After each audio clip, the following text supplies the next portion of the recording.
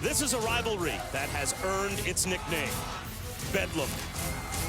In 1988, Mike Gundy was a quarterback at Oklahoma State, and he and Barry Sanders felt the highs and the ultimate low. Gundy has got Parker. Oh, he dropped it! In 2004, we met Adrian Peterson, and another edge-of-your-seat finish. All the time from 49 yards. Missed it. My goodness. In 2010, Landry Jones gave another nail-biter to OU. Jones to throw. Got it. Puts it away for the Sooners. Oh, my, what a play. Today, it's Bedlam 2012. Welcome to ESPN College Football, presented by Cars.com. And welcome to a showdown Saturday. We're set for Bedlam, and so are the Sooners.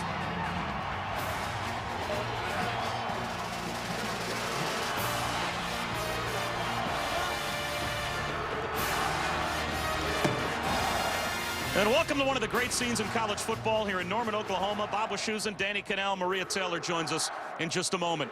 It's a showdown Saturday. It is rivalry weekend, maybe the best weekend in college football, and a weekend that you experienced as a player. How about even for the seniors that get a chance to play in this game for the last time? What's going on in their minds and stomachs right now? It's a special day for the seniors and the entire teams. It's one of those games where all week long you've got this extra energy, excitement, maybe even a little hatred for the other team, but you've got to keep those emotions in check when the kickoff comes. The job for Landry Jones will be to keep those emotions in check, too. His senior day and his last chance to play Oklahoma State. Yeah, Landry Jones, a much maligned career here, up and down. But, you know, the standard has been set so high here at Oklahoma. He's, you know, filling in for a Heisman Trophy winner in Sam Bradford. And the bar has been set. Now, he's done out there and done an exceptional job. He only needs 170 yards to become the all-time passing leader in the Big 12. But what better way to go out than with a win in Bedlam? The amazing thing for the Cowboys is that there hasn't been an offensive production drop-off really at all in spite of their coaching or their quarterback carousel. Well, Clint Shelf, he gets the nod today. Started off the season at third on the depth chart. Finds himself today in a tough position, trying to do something only 5 Oklahoma State quarterbacks have done in the last 50 years, and that's win here in the road in Norman. Let's go down to the field right now, and Maria Taylor. Coach, you have 3 different players, quarterbacks with game experience. You're going with Clint Shelf today. Why do you think he gives you the best opportunity to win? Well, he's the most experienced, and he's played very well in the last few games, and he's earned the right to be our starting quarterback. And you have experience in this rivalry as a player and a coach. You said last year was a huge win for your program. What could a win here in Norman for the first time since 2001 mean for your team? Well, every game's important to our team, but to win here would be really huge for our team. They've worked hard. I'd like to see them to be able to enjoy a victory. All right, thanks, Coach. Okay, thank you. All right, Maria, thanks very much. All that's left is to kick it off. OU, OSU, Bedlam, next.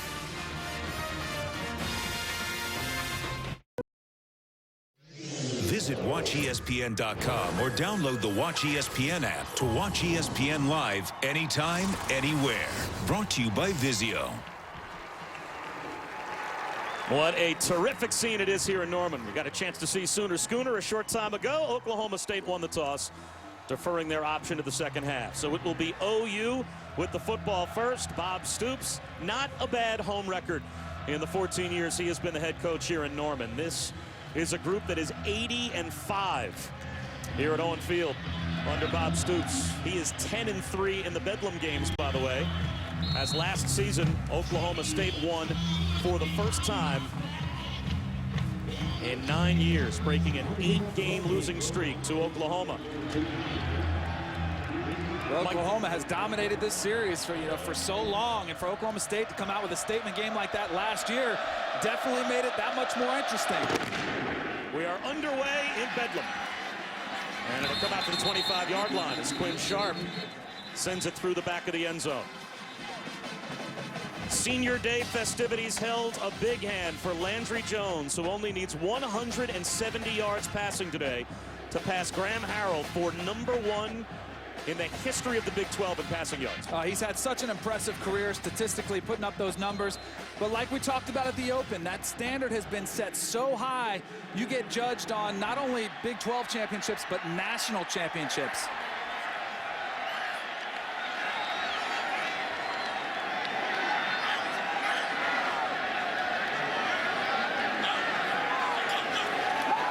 Jones will put it up on first down. To the sideline, he's already 1 for 1. He's got Justin Brown very close to an OU first down, maybe a half-yard shot. Here you go, Oklahoma going at their up-tempo pace, trying to put pressure on Oklahoma State defensively. And off to Damian Williams. He has a first down, just shy of the 40-yard line. Sean Lewis makes the stop for the Pokes.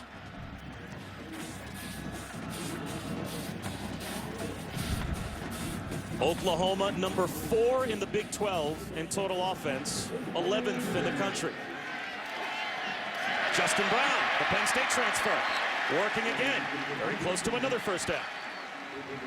Let's take a look at our impact players, brought to you by Jared, the Galleria of Jewelry for OU. Well, they got Damian Williams, the second leading rusher in the Big 12, on the ground, and then Kenny Stills on the outside.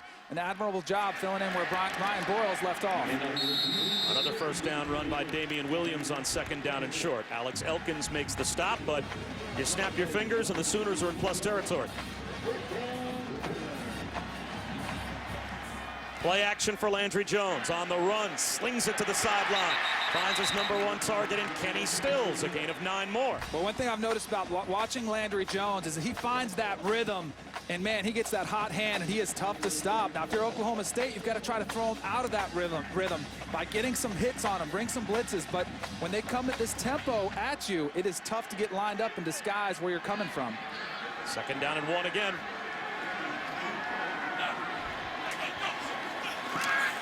Right up the gut, Miller.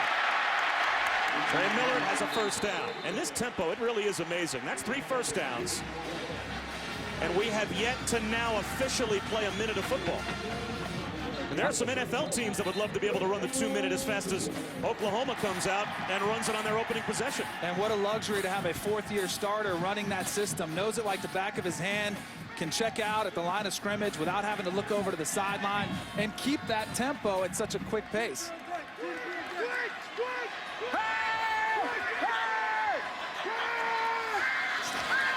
Slant by Jones, caught by Sterling Shepard. And it's good for a first down. The true freshman gets inside the 20. And we've got an injury for Oklahoma State.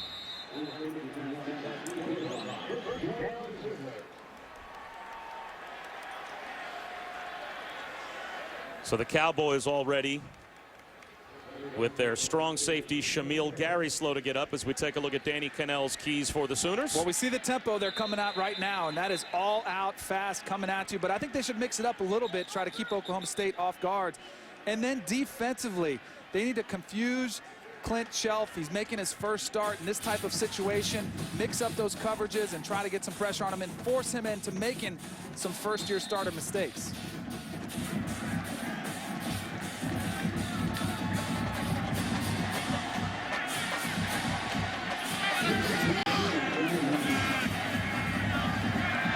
Oklahoma in the red zone for the 53rd time this season.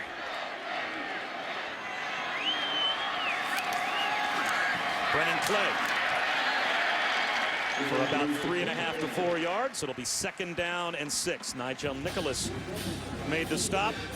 73% in red zone touchdown percentage this year for Oklahoma. That's pretty good. And that's a lot of red zone chances. And by the way, they're second in a 2-horse race in this game in terms of number of red zone opportunities. Now they bring in Blake Bell at the quarterback position. They keep a package for him in these types of situations to keep defenses off guard and to bring a boost to the running game. The Belldozer at 254 pounds. They hand it wide. You know, as much as we like to talk about, or at least I like to talk about the passing game and the ball being thrown in the air, really the difference in this game could be who establishes the run game better. Roy Finch only picked up about a yard, so here's a chance for Oklahoma State to get a stop on third down. Third and about 5.5, close to 6.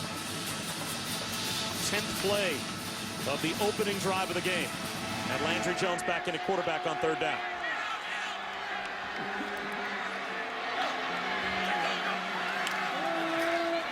Jones on third down, looks end zone. Just missing Justin Brown. red zone stops, I would think, Danny, is as good as a defensive stop can get for both of these teams. You hold the opposition to a field goal, that's pretty good. Oh, they'll come at a premium today. Here you see this throw to Justin Brown, just a little bit overthrown, would have been a spectacular one-handed grab. And Landry Jones, who was so hot down the field, that's really the place you have to miss that throw, though. You want to miss it a little bit long rather than underneath. So Mike Honeycutt, 11 of 13 so far this season. Trying to score the game's first points. Does not do it. He missed it wide right. So Oklahoma comes away empty as we are underway in Bedlam.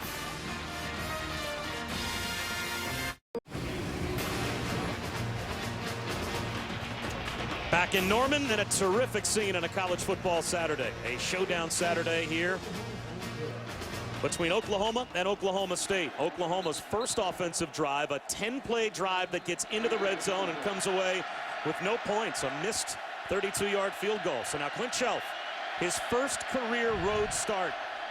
And he hands to Joseph Randall. Randall nowhere to go. Tripped up behind the line. He lost 1.5 yards. Gabe Lynn made the stop for OU. How about, Danny, your first ever road start, and it comes in the Bedlam game? Well, Clint Shelf is going to have his hands full today. He's going to have to keep those emotions in check. Try to get the ball, spread it around all the weapons he's got on the outside.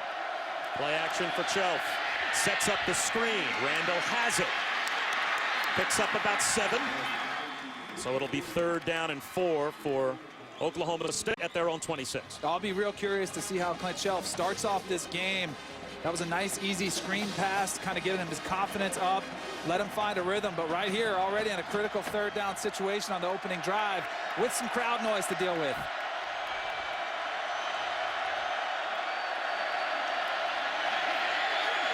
Long throw to the outside, knocked away, intended for Josh Stewart. Perfectly covered by Julian Wilson. So the nickel corner gets a knockdown, and it's 3 and out for the Cowboys.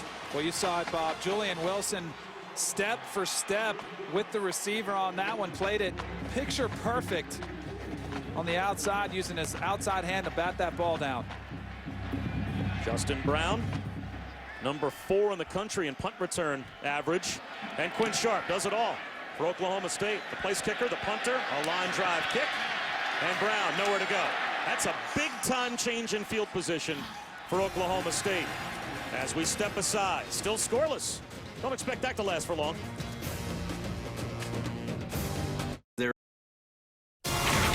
ESPN College Football is presented by Cars.com, where confidence comes standard. And in part by Lexus. The Lexus December to Remember sales event is on. This is the pursuit of perfection. The store Pops, the essence of Route 66. They have over 600 varieties of soda at Pops. They gave us some. I picked this out for you. Including bacon soda for you. And then bacon soda. And then I got toxic slime. That's in honor of your New Jersey roots right there. Thank you very much. I'm trying. By the way, in case you think that this is just, you know, a fake, I'm opening this up. How is it? You know, that's not awful. Really? That's a over good here. thing. It's not terrible. Bacon flavored soda. I'm a fan. Andrew Jones on 1st down. Wants to set up the screen, and that's blown up. Damian Williams nowhere to go. He lost 4 yards back to the 15-yard line. Sean Lewis read it perfectly. You should analyze that play, by the way, because I'm going to drink some more bacon soda here. There you go. I'm going to save my toxic slime for later. That is good. 2nd and 14. This was an area Josh Heupel said he wanted to stay out of 3rd and long, so you got to get a nice pickup here on 2nd and 14 to try to get you in a 3rd down and manageable situation. 4-man rush. Landry Jones well protected. Long throw to the edge, and it's incomplete. Deron Neal couldn't haul it in. Even if he had, it wouldn't have been more than about a 5-yard gain. So now it's 3rd down and 14. Broderick Brown was there. Well, I talked specifically about it with their offensive coordinator at Oklahoma, Josh Heupel, of course, the former quarterback. Such a great relationship with Landry Jones, and he said we need to stay out of these 3rd and long situations.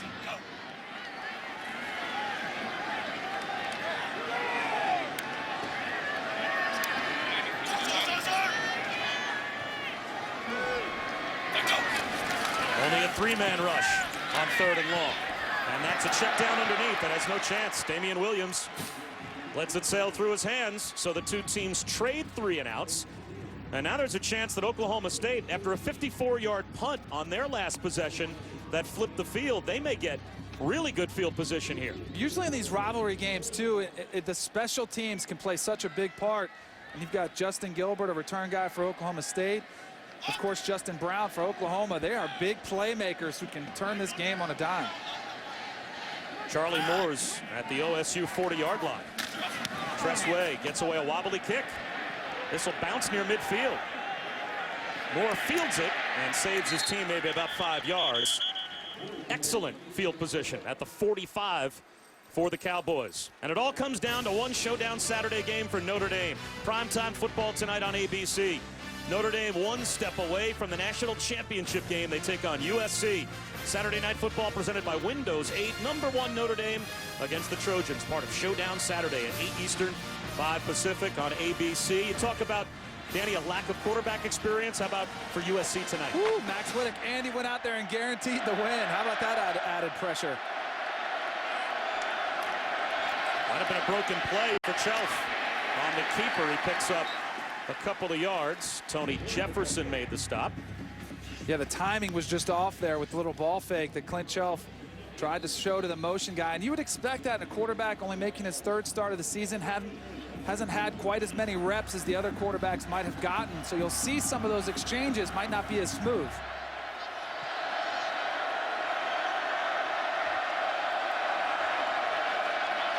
Quarterback draw. That time it's planned, and the C's park for Chelf. Clint Chelf inside the 15-yard line before he's brought down.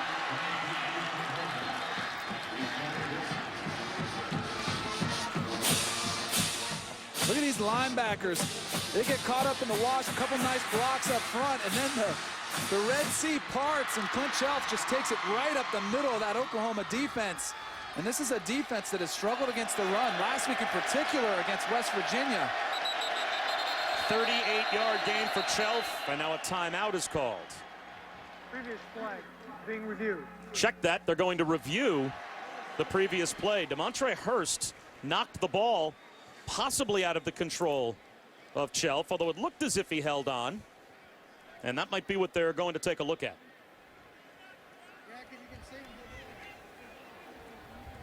You know, talking about Oklahoma's struggles last week, they faced Tavon Austin, who ran for 344 yards against this Oklahoma defense. And here's a look at the end of the play as Chelf comes down. There's a knee down, so regardless if that ball does pop out, it won't be a fumble. That's clearly he was down. It didn't really look too close, the original call, although Hurst took the ball out of his arms, but obviously the knee seems to be down, Danny. Yeah, I think so. I don't think there's any way this gets overturned. After review, ruling on the field is confirmed. Winner's knee was down with control. First down, Oklahoma State. Scott Novak is our referee today. It's good to see them make sure they got the call right.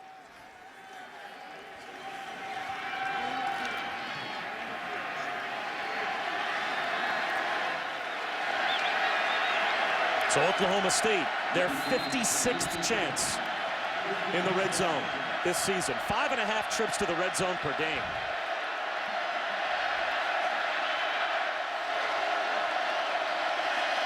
Draw play, Randall popped inside the 15 at about the 13-yard line as we take a look at the OSU impact players, brought to you by Jared, the Galleria of Jewelry. Joseph Randall leads the Big 12 in rushing, so he's a critical part of the ground game for the Cowboys. And then Josh Stewart on the outside is that deep threat for Clint Chelf. Stewart in the slot left as Oklahoma State with twin receivers to either side. Chelf wants to go up the seam to Stewart. Can't. Scrambles instead. Chelf at the 5. He's down to the 2-yard line. First and goal for the Cowboys inside the 5. Here comes, as Chelf goes off the field, looks like they're going to go back with J.W. Walsh. And the coaches told us they would go with this when they got down in the short yardage goal line type situation. They would have a package specifically designed for J.W. Walsh. Well, in spite of the fact that Oklahoma State has gone through 3 quarterbacks this year, they're all healthy now. And J.W. Walsh on the give. Up the middle, Randall. Can he get to the goal line? No. About a half-yard shy. And for folks wondering why you make the quarterback switch, what's the reasoning behind it? When you're a pass-happy team like Oklahoma State is, you sort of get an identity. And then when you get into situations that are run-type situations, you lose that identity. And you say, what are we going to do? Well, they go with J.W. Walsh to give them that added run threat.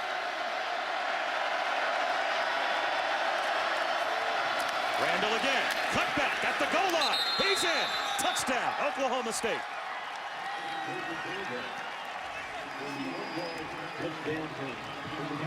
That's the 11th rushing touchdown this season for Joseph Randall. And the junior gets Oklahoma State on the board first.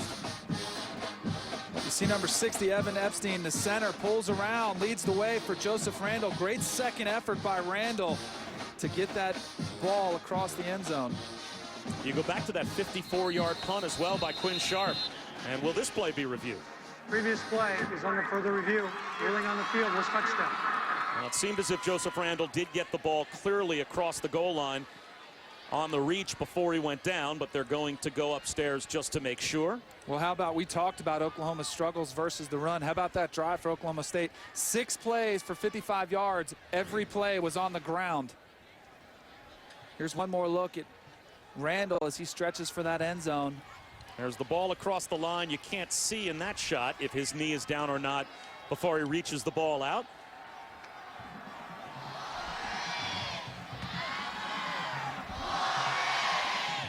I think he's in. I think they're going to confirm this as a touchdown. It's one more angle.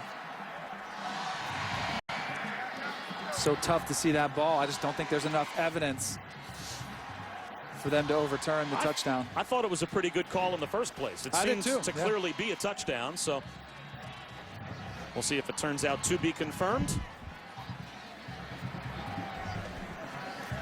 And we're about to get the official ruling again from our referee, Scott Novak. After review, ruling on the field stands as called.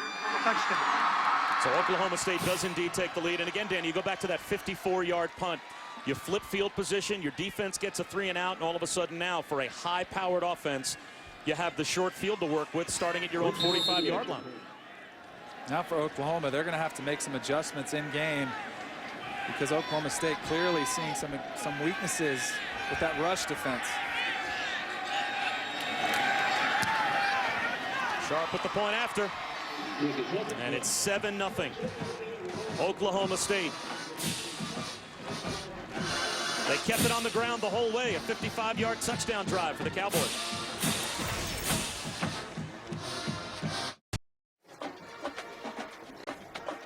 You're watching the Dr. Pepper Road to the Championships, where our score is 7-0. Oklahoma State over Oklahoma. That's not a bad look as we put a camera up there on Sooner Schooner. Make sure you take that turn nice and wide. Don't want to cut it too close, right? It's the best view in the house right there. Boomer and Sooner are the two ponies that pull the Sooner Schooner. As college football atmospheres go, this one is hard to beat. Bedlam here in Norman, but it's the Cowboys that have the early 7-0 lead as Oklahoma's about to get the football back. Roy Finch, Brennan Clay back deep to receive the kick if they get a chance. Quinn Sharp, though, with his second touchback of the day as we go back to Reese Davis. Guys, you've been talking about the atmosphere there in Norman. Taco Bell Studio update. A great one in Corvallis right now for the Civil War. Oregon State had the 7-6 lead. DeAnthony Thomas put Oregon back on top. 13-7 now in the second quarter, but the Beavers are now starting to mount a threat. And what could be more fun in college football than one Civil War after another all around the country? I think this is the greatest weekend in all of sports. There's so much tradition going on and great games. It doesn't get much better.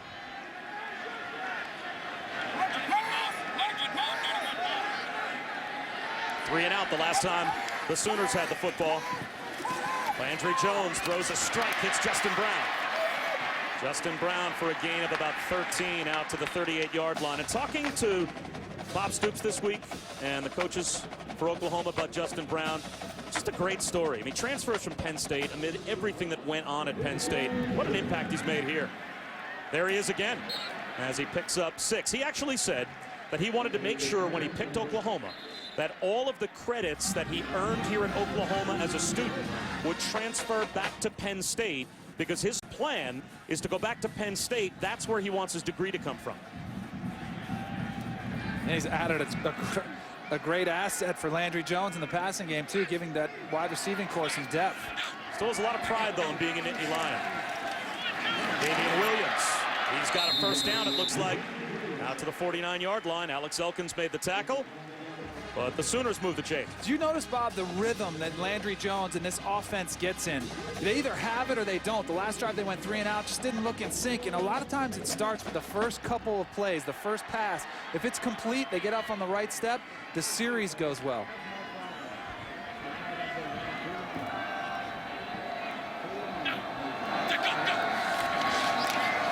Play action. Jones in trouble off his back foot, and it's intercepted. Picked off. A lot of open room for Lindell Johnson down the sideline. And he's out of bounds at the 9-yard line. The rush got to Landry Jones. And Lindell Johnson gets the interception.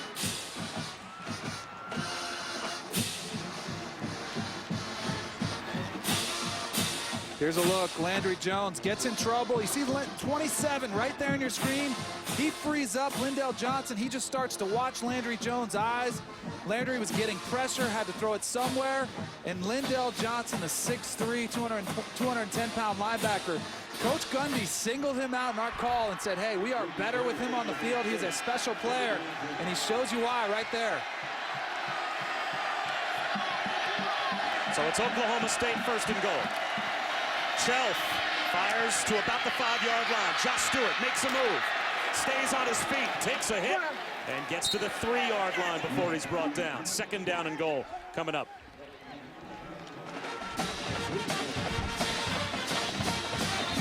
But here's a look at the end of this play. Look at that hit right there. That's a rivalry game hit. Give that little bit of extra oomph at the point of contact for both guys. Josh Stewart put his nose down, was trying to get to the end zone.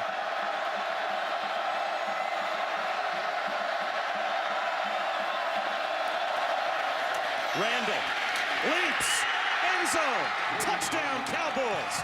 And Joseph Randall already with a pair of scores here in the first quarter. Well, when you're playing a rivalry game and you're Oklahoma State, you come into Norman, the #1 strategy is to take the crowd out of the game. And that's exactly what Oklahoma State has done. Here's a look. Joseph Randall coming right at you, picks up a nice block by Josh Stewart, and then just dives for that goal line for his second rushing touchdown.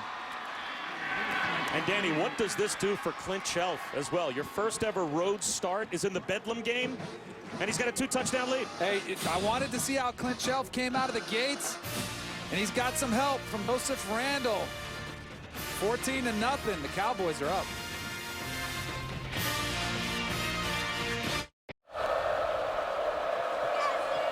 Landry Jones a moment ago throws his 9th interception of the season, and that turns into a first and goal chance that Oklahoma State converts, and it's a 2-touchdown lead for the Cowboys. Bob Cusick, Danny Cannell, Maria Taylor watching Quinn Sharp send it all the way to the back wall of Owen Fields. So Landry Jones has to have a short memory, shake it off, and get back out on the field and not remember this. Here's a look at the interception. This is the route he's trying to get to. Here's Lindell Johnson. Watch him free up at the end of the play. And he becomes just a lurker. He's out there. He's playing an open space, dropping. And the ball was underthrown because Landry Jones was under duress. But still, you got to credit Lindell Johnson for pattern recognition and making that nice return, setting up the Oklahoma State score.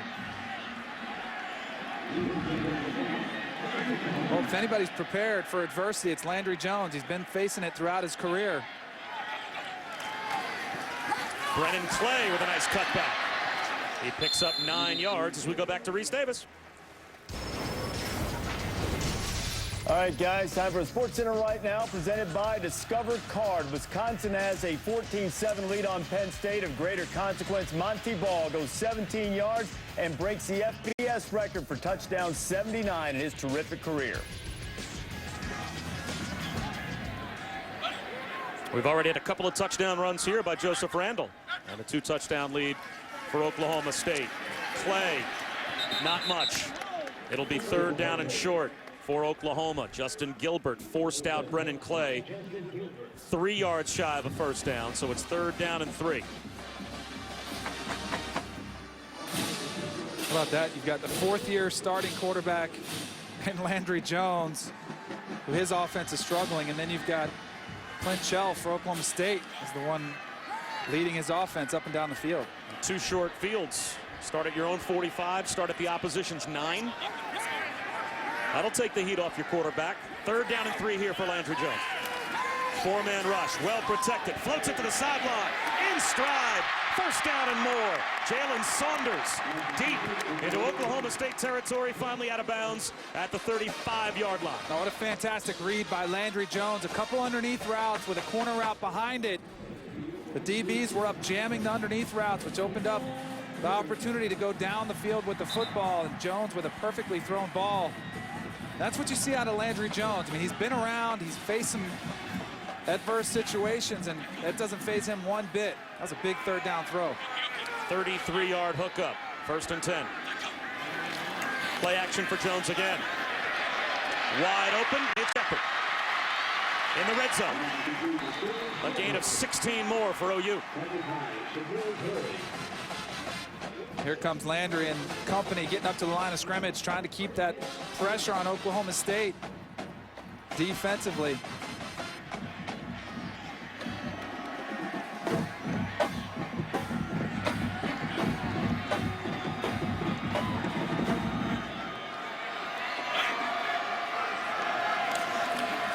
Handoff to Clay, and he picks up about 3. It'll be 2nd down and a long 6, close to 7, just outside the 15-yard line for Oklahoma.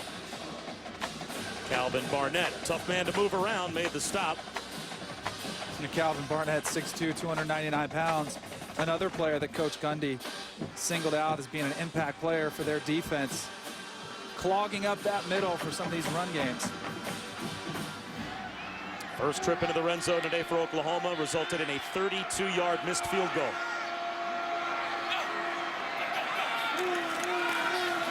Play. It'll be 3rd down again. 3rd down and 4 coming up from the 13. Notice this time, this first drive of the game, remember they brought in Blake Bell for a little red zone package. I'm more of a fan of leaving your quarterback out there. I know Sooner Nation loves to see Blake Bell, the Belldozer, come in the game, but it's so tough as a quarterback to come off the field, sit on the sideline, and watch your team out there. You want to be involved in every play. This is 3rd down and 4.5 for OU, trying to keep the drive alive.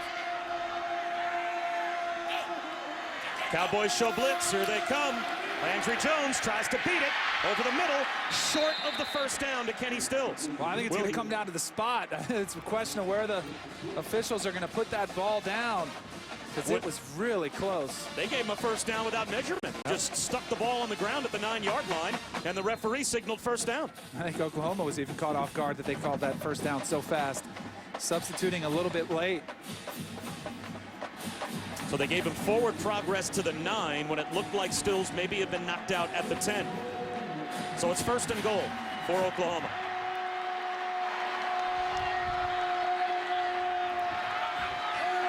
Damian Williams tries to turn the corner, and he's thrown down.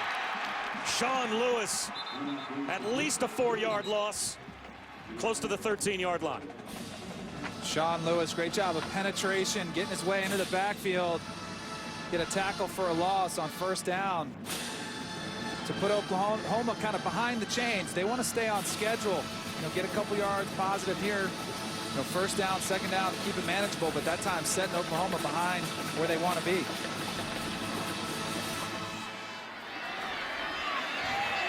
Second down and goal from the 14. 4-man rush. On the slant, Brown inside the 10 to the 8-yard line. Now it's going to be 3rd and goal at the 8 for Oklahoma. And when I watch Landry Jones throw the football, he has such a quick release, gets the ball out of his hands. Sometimes defenses don't even have a chance to react. They're still looking for the ball to come out, and then bang, it's right by them. Looks like 7 defensive backs on the field for the Cowboys. They just ran 5 new players out for 3rd down and goal from the 8. Only rushing 3.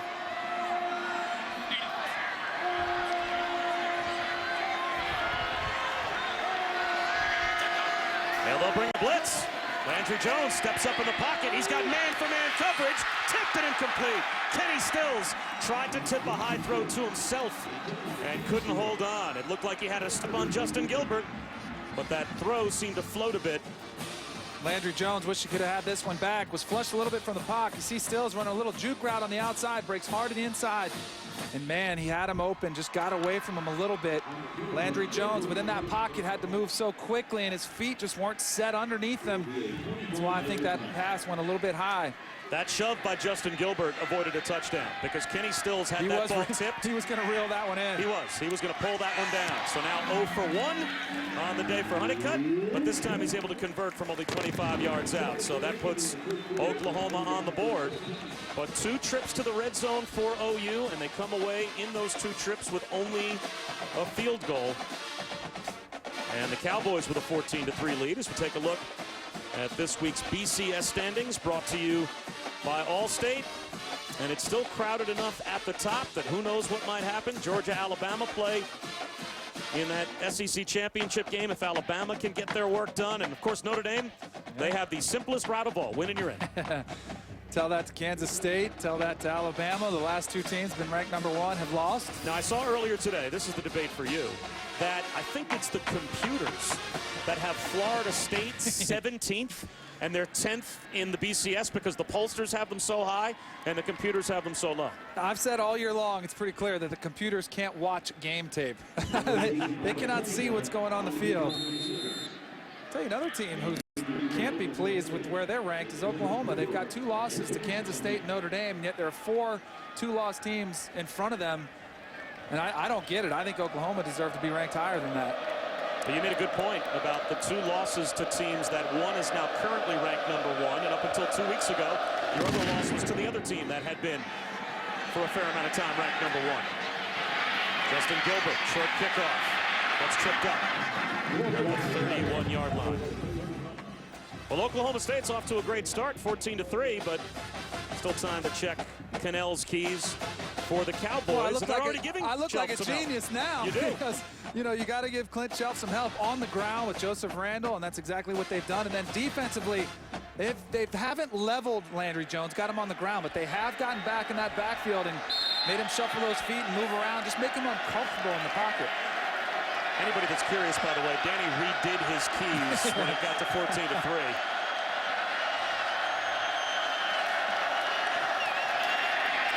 On the belly option, it's kept by Chelf, and he picks up a yard. David King was there to make the stop for Oklahoma, and that brings us to the end of the first quarter. It has been bedlam here in Norman, but all Cowboys so far.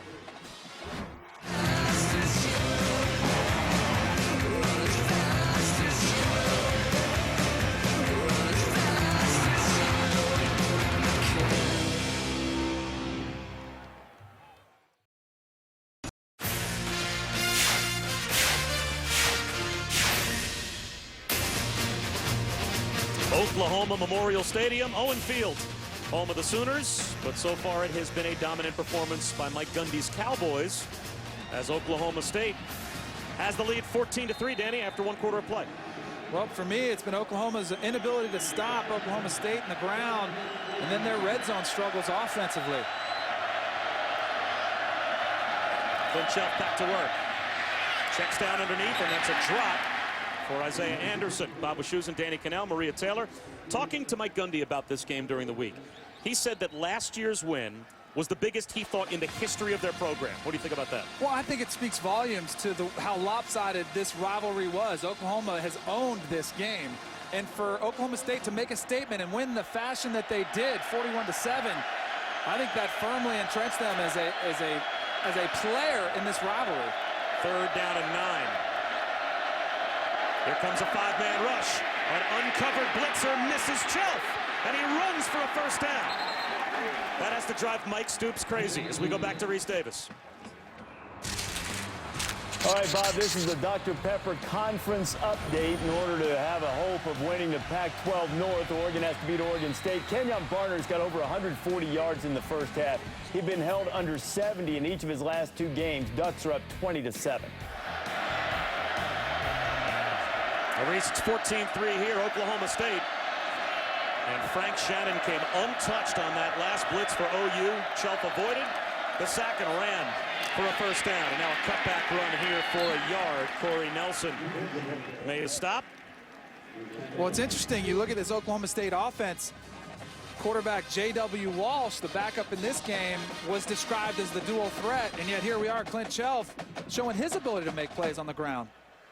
Well, last week against West Virginia, Tavon Austin moved into the backfield by Dana Holgerson, and he ran for 345 yards in the shootout win for Oklahoma. Randall with a cutback. Takes a hit, picks up about 5, maybe 6. It'll be 3rd down and 4. Just across the 50-yard line for OSU as Javon Harris, Frank Shannon combine on the tackle. Joseph Randall is pretty impressive out of that backfield. And he catches the ball so well, too. He's also a threat in the passing game.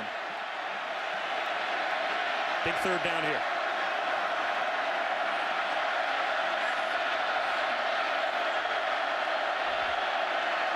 Oklahoma trying to bring pressure again. Chelf beats it on the slant. He's got a first down to Blake Webb. We talked about Landry Jones, quick release. How about Clint Chelf that time? Realizing there was a blitz, had to get the ball out of his hands into his receiver's hands as quickly as possible, and he did just that. And that is so frustrating for a defense when you're trying to blitz, you're trying to get hits on the quarterback, and before you know it, the ball is gone, and it's a first down. Chelf on a play-action fake. Tries to avoid the rush. This time he can't get away. Aaron Colvin, who Bob Stoops said might become the best corner he's ever had here at Oklahoma. And that's saying something. Comes on a blitz and gets the sack. Well, Oklahoma's defense needs to get a little bit more aggressive. That time, Mike Stoops dialed up the corner blitz. Their defensive coordinator's tired of sitting back and watching Clint Chelf have his way with his defense. And hey, we're going to have to start mixing things up. And that was one of the keys to the game for me defensively for Oklahoma. 2nd and 14. Chelf with a screen pass to Randall. Makes the first man miss. Stays in bounds. Another missed tackle in the open field for Oklahoma. Costs them big time. How many times have you heard me say this season, Bob, that a running back's job or a ball carrier's job is to make that first guy miss? And that's exactly what Randall did on that one. On the screen pass, he was in open field. Tony Jefferson had him sized up. He made him miss and got an extra 10, 12 yards.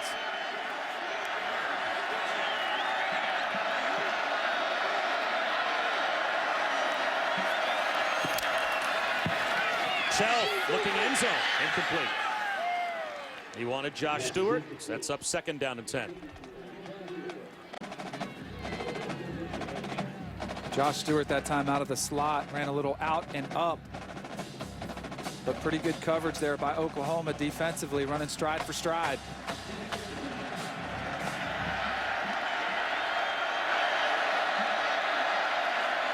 Draw play. Jeremy Smith spins for about 3.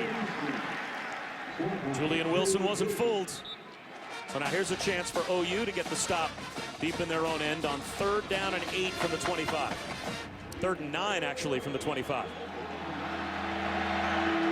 This is where the chess match between coordinators starts to play out. What do you do if you're Oklahoma? Do you bring pressure?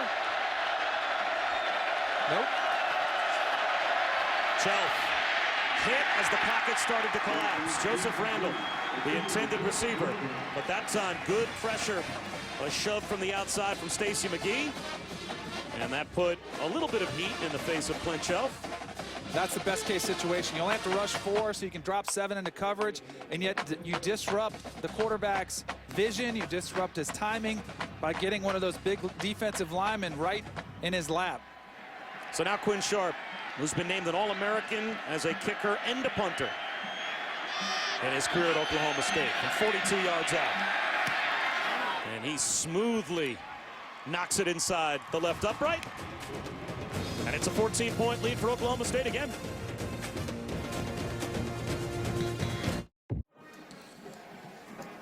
We have had a lot of shifting going on in the BCS the past couple of weeks. What will happen today? Well, the first look at your BCS standings will come your way tomorrow night at 8:30 on ESPN. The BCS Countdown on ESPN and ESPNU, presented by Allstate, as we will break down any shifts that there are in the polls. And the wind is whipping here in Norman. Thanksgiving time in the Midwest, and obviously you're going to get some breezes as the breeze is blowing hard into the face now of Quinn Sharp. And he will just knuckleball one. Was that a surprise onside kick that he hit too hard? Blake Bell, I think, was the player for Oklahoma that got his arms around the football. That was not the trajectory that I was expecting from Quinn Sharp on the kickoff. No, and it was weird because usually on a surprise onside, you don't kick it so hard. It's almost like, I mean, they've got to have respect for the return game for Oklahoma. Here's a look right at the kick as Quinn Sharp comes to the ball. Did he slip a little? I mean, it does look like he tried to do that kick where you do the, the down and get the high up, but in either case, not a good scenario for Oklahoma State, giving Oklahoma this great field position. At their own 43-yard line. Landry Jones goes to work, finds Kenny Stills.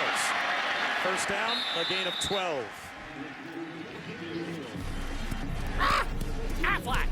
Time now for the Aflac trivia question. Oklahoma has the second best home win percentage since Bob Stoops took over in 1999. Who's number one? And we have an injury for Oklahoma State. Justin Gilbert, the right corner, is down.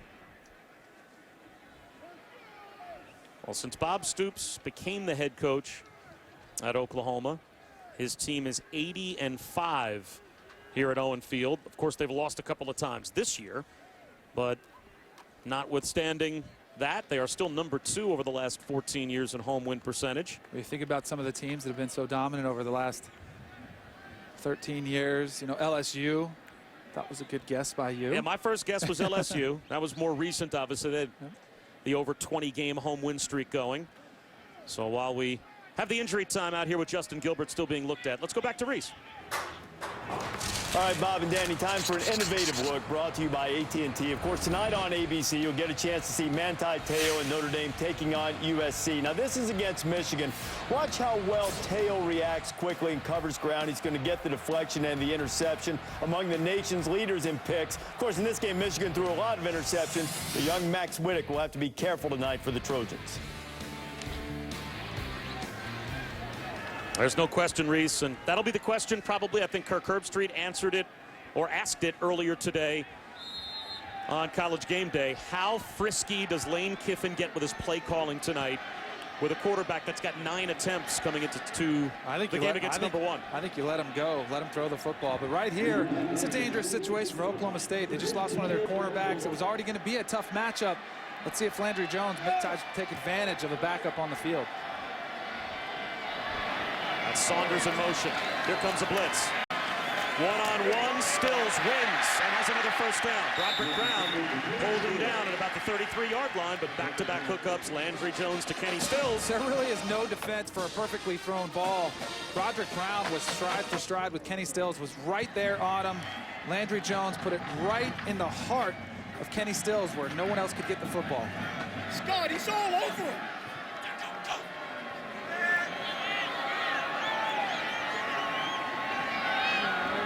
Can't have his hands on him.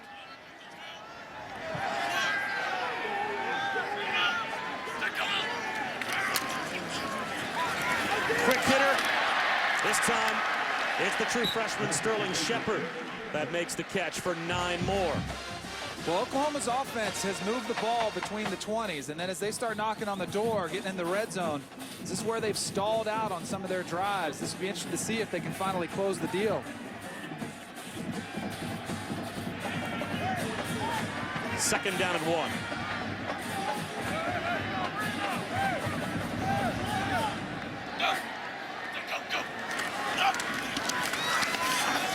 Up the middle, very close to a first down. Damian Williams, extra effort. It looks like that extra effort might have gotten it for him. By the way, Landry Jones up to 144 yards passing. He only needed 170 today to to pass Graham Harrell for #1 in Big 12 history. And he will now head to the sideline as Blake Bell comes in on first down. Check that on third down. They marked him down a half-yard shot. I'm surprised they didn't measure that because it sure looked like he had a first down. Once they said forward progress was stopped. Boy, in this third down, it might be a good chance to take a shot at the end zone. And a little play-action pass, and knowing they're going to go for it on fourth. They're going to have to call timeout. By the time they had everything signaled in from the sideline, there was only about 3 or 4 seconds on the play clock, so we'll step aside as well.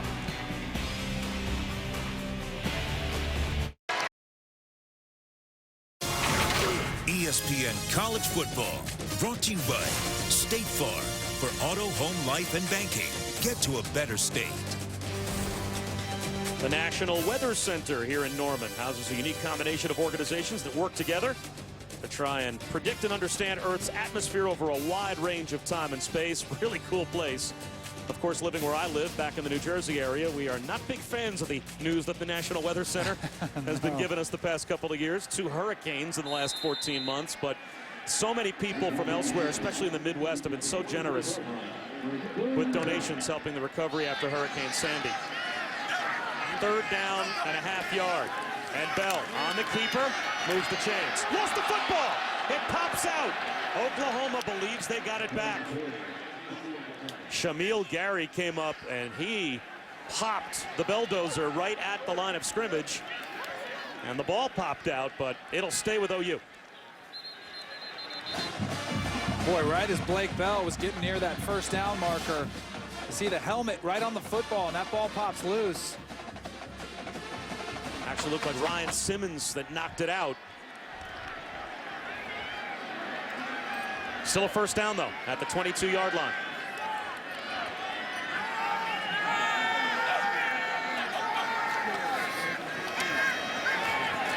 Bullet thrown by Landry Jones for a gain of 6. So Justin Brown makes another catch. So now as Oklahoma gets in the red zone, to this point today, they've had 11 plays in the red zone and only 12 yards to show for it. So we talked about their struggles. They want to see here if they can finish off a drive for once and get a touchdown instead of having to settle for a field goal. Well, they came into today 73% red zone touchdown percentage. So 0 for 2 today. That is very un-Oklahoma-like. Second down and 4.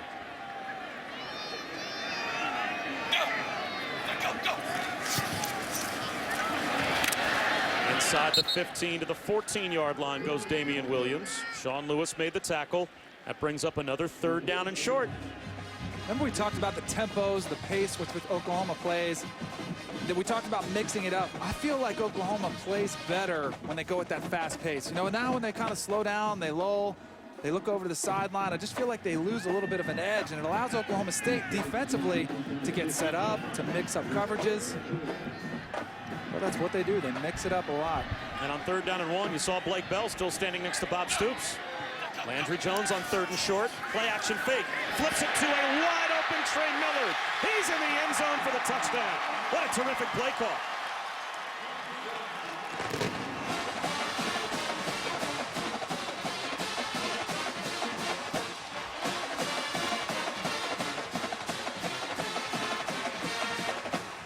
Boy, what a great play call. You got a run formation. Watch him, Millard, fake the block and then pop out in the flat. Landry Jones in the backfield sells that run. Number 11, Sean Lewis, caught in a bind. Landry Jones flips it out for the easy touchdown pass. 4th touchdown reception of the season for Trey Millard. And an 8-play touchdown drive for OU. And the lead is now 7. Midway through the second quarter. They call this game Bedlam for a reason. Terrific atmosphere here in Norman.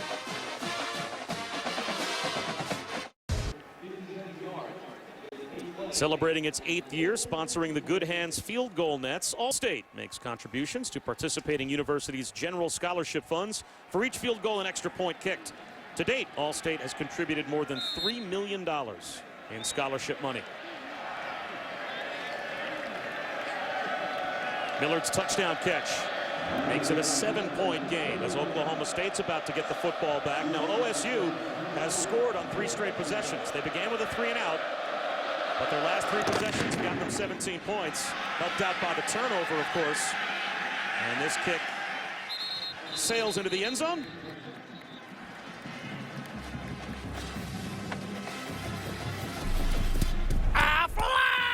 And let's answer our Aflac trivia question. Oklahoma with the 2nd best home win percentage in FBS since 1999 when Bob Stoops took over. Who's number 1? Boise. 84-3 on the blue turf. Not too bad.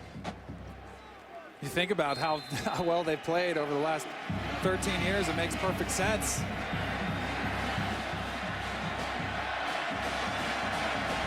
So now Clint Chelf has to deal with the crowd here in Norman. They are on their feet, as they know their team's right back in the game. Play action. Chelf up the seam. He's got to hook up a big hit.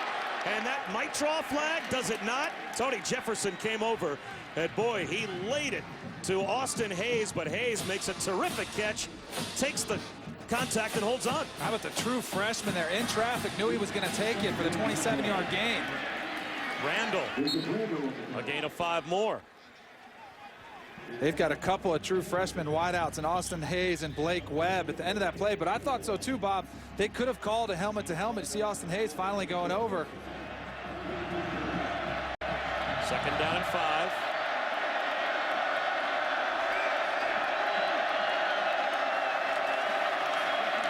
Chelf down the sideline, incomplete. Let's take a look at the hit again. Tony Jefferson and Austin Hayes. Tony Jefferson came from all the way across the field. And I tell you, those safeties are in such a tough position. That time it looked like he was doing his best to break up the pass. I thought he was low enough, but man, that went right to the helmet right there. First sight, I thought it was a clean hit. That one there, you saw it clearly, helmet to helmet. That puts Hayes on the sideline, and it's 3rd down and 5. 4-man rush. Chelf. Wide open Josh Stewart. He's got the 1st down. And the sideline for Oklahoma State might have been looking for a helmet-to-helmet hit on Josh Stewart out of bounds. Yeah, there is some hitting going on right now. Both these teams very physical.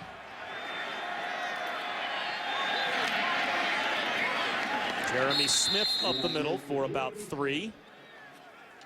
But I tell you, I'm pretty impressed with Clint Chelf, the composure which he showed in this first half, playing in this huge environment for him. You know, his first big start on the road comes in Norman in their biggest rivalry of the year.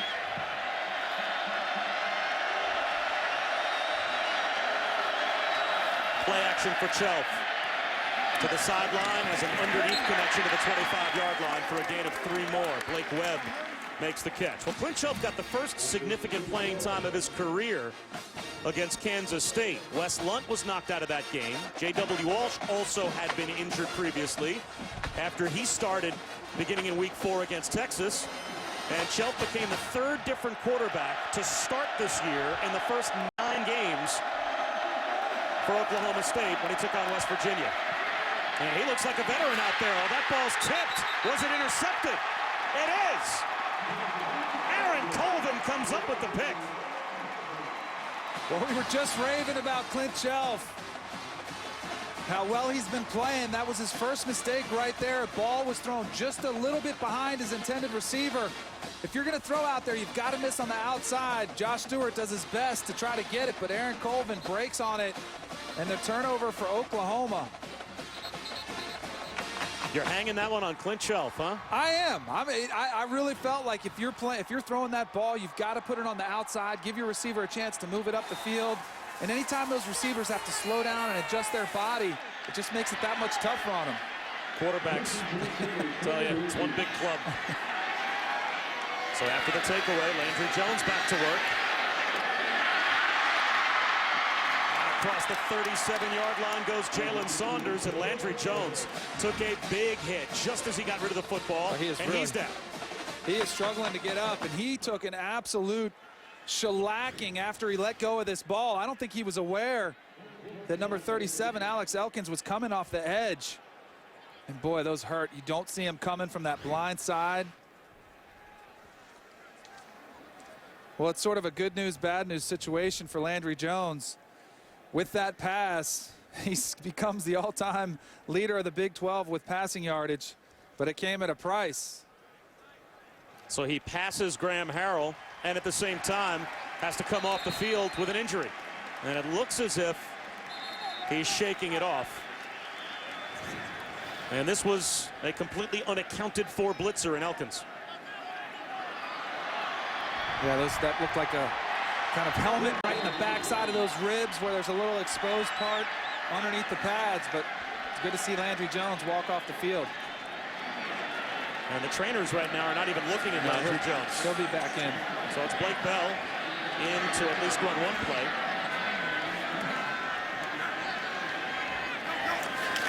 They'll give him a chance to put it up, and he does. Swings it out to Justin Brown. And Brown pulled down with a face mask, it looked like, as a flag comes out after he picks up 12 yards and a first down. Kevin Peterson in coverage on Justin Brown. Did he get him by the face mask? Blake Bell out, Landry Jones right back in. It's been a clean game, too. That's the first penalty on either team to this point. There is no foul for face mask. The grab is on the jersey. First down. Still no penalties. How about Landry Jones, though? Started off 4 for 4. Here's one look at the end of this play, see if there was a face mask. But it might have been the offensive stiff arm right there. That's a good call. Yeah. That was the officials getting together. The nearest official didn't throw the flag. An official about 15 yards or so up the field threw the flag. So they pick up the penalty marker, and Landry Jones is back in the game. Play action.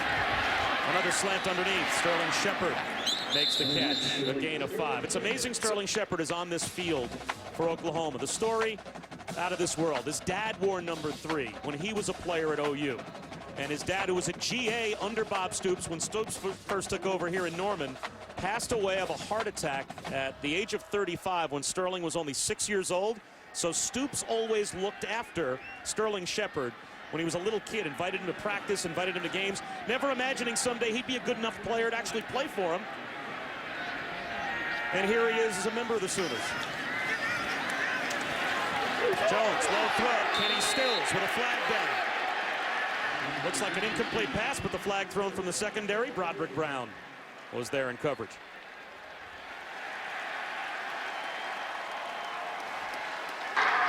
Pass interference on the defense, number 19. So it's pass interference as we go down to Maria. Yeah, guys, when Landry came out of the game, he wouldn't even let Chainers touch him. He just wanted to be right back onto the field, said he was perfectly fine, didn't want to get checked out, wanted to be back on the field with his team, guys. Well, you know, you talk about Landry Jones. He's going to be an NFL draft pick, and NFL scouts will love seeing the toughness out of their quarterback that can come back after taking shots like that. Jones looking for the home run to Kenny Stills. Incomplete and well out of bounds. A penalty in the backfield, too. Looks like it could be a hold. Personal foul. Hands to the face on the defense, number 89. 15-yard penalty. First down. Nigel Nicholas called for a 15-yard foul. Remember we talked about Landry Jones getting the hot hand and sort of being a rhythm quarterback. Well, he started off 4 for 4. He was hot. Then he kind of went into a little lull. Well, since then, he's been 11 of 12 in his last 12 attempts. And he is as dangerous as they get when he gets comfortable in that pocket, starts picking people apart. Oklahoma State has got to do something to try to disrupt that timing.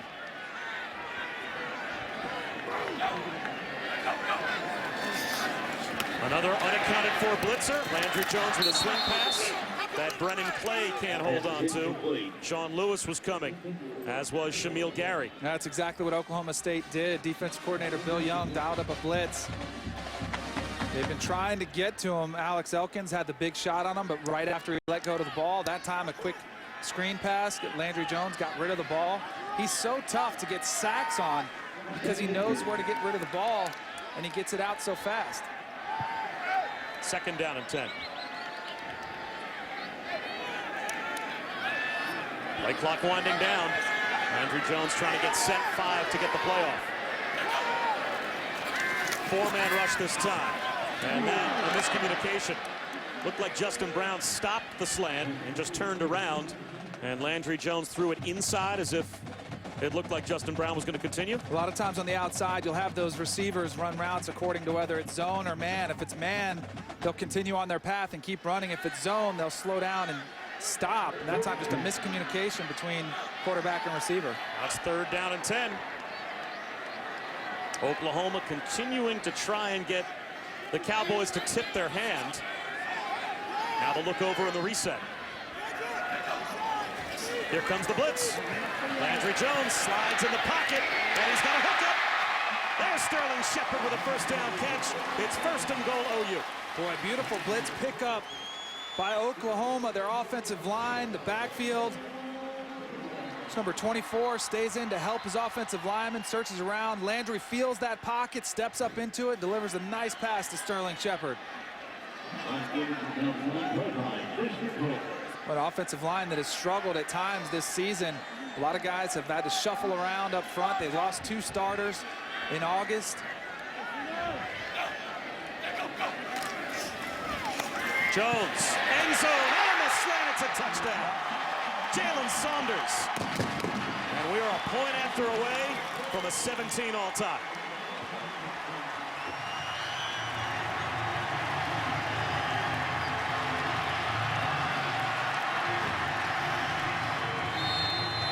There's a look outside, a double in cut. Both guys running post. Landry Jones takes Jalen Saunders on the first one, and just like that, zips it by those linebackers. Oklahoma's right back in this game. Saunders is a weapon that Oklahoma was able to add halfway through the year. A Fresno State transfer that was only approved in terms of NCAA eligibility before the Red River game against Texas. But these last 6 games have proven to be pivotal for Jalen Saunders, exploding on the scene here at Norman. 2nd touchdown catch.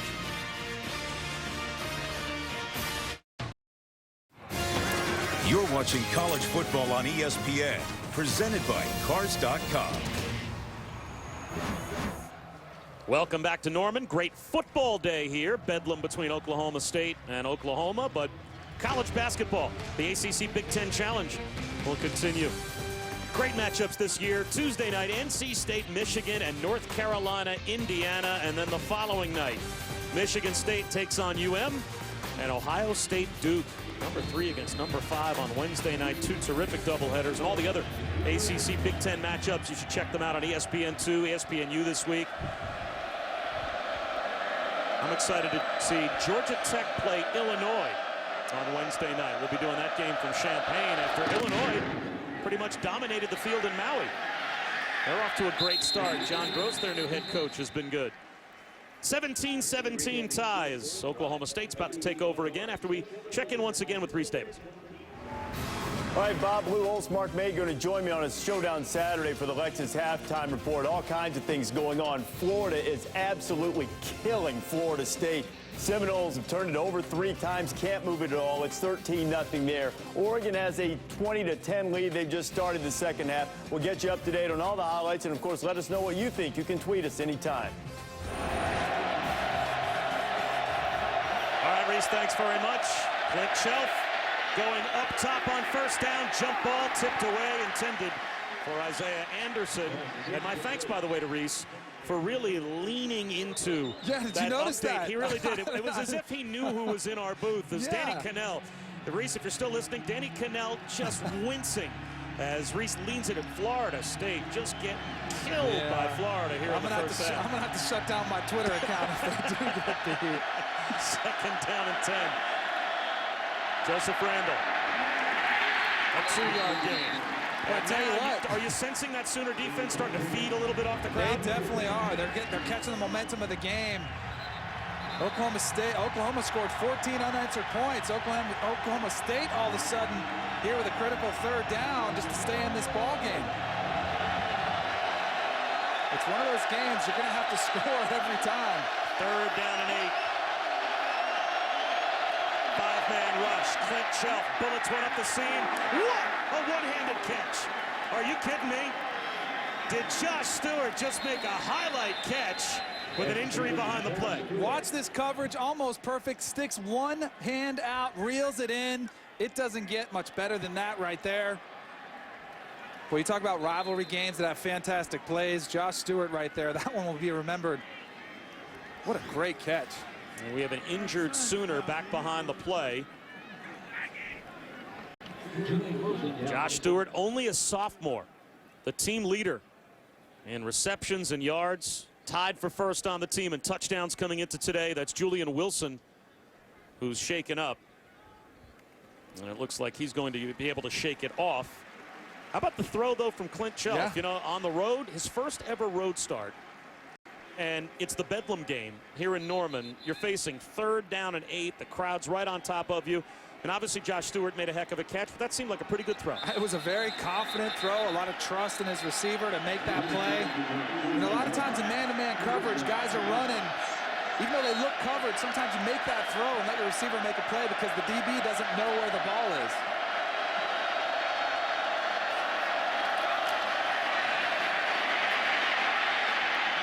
Chelf on the check down, living to fight another day as he threw it at the feet of Josh Stewart. Oklahoma defensively has definitely tightened things up. They've been mixing up coverages a little bit more. They've been running with guys stride for stride in the secondary, and Clint Chelf is not able to set his feet very many times in the pocket. A backwards pass, so Randall throws it back to Chelf. And he's got blockers out in front. Chelf down the sideline. Hurdles over his own guys and steps out of bounds at the 15-yard line. A little razzle-dazzle from the Cowboys. Boy, the double pass. Watch, keep an eye on Chelf. After he throws the ball, watch him just sag back, plays it off. Hey, I'm not doing anything. And then there's the wall of offensive linemen that sneak out with him. He's got the troops out in front. Couple nice moves towards the end. What a great play call by Todd Monken. Randall, a little cutback at the 10, at the 5. And it's 1st and goal Pokes at the 4. Tony Jefferson saved a touchdown. And Oklahoma State really wants to go hurry up. Chelf wants them set before Oklahoma can get set defensively. Randall into the end zone for the touchdown.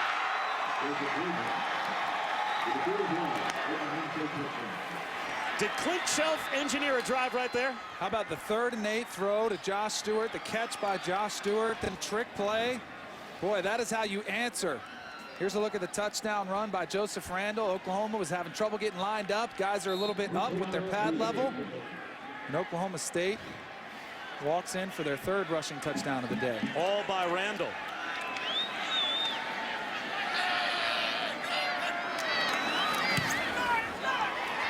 It's a touchdown lead for Oklahoma State again.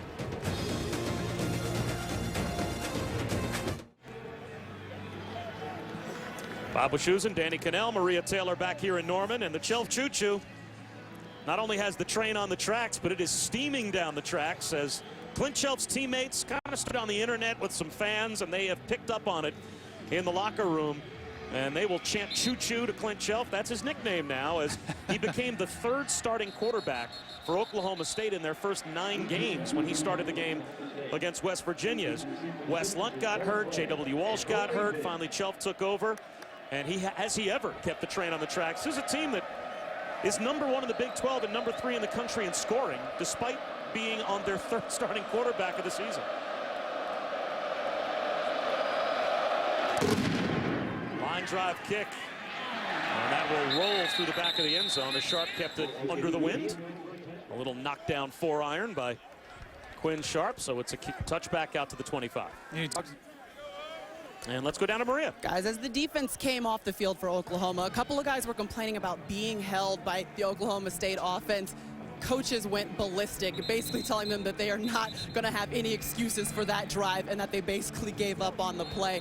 Coaches did not want to hear any excuses coming off of the field from Oklahoma's defense, guys. Sounds like my parents when I came home with a bad grade.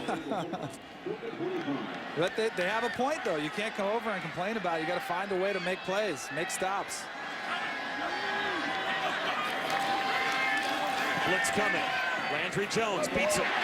Kenny Stills First down, and a world of time for Oklahoma. Minute 18 to go before halftime, and they still have 2 timeouts. Justin Gilbert, by the way, back on the field for Oklahoma State defensively. With the advantage for Oklahoma running the up-tempo offense, it's no big deal when you're in the 2-minute drill. Landry Jones, again it's Jalen Saunders. Another first down.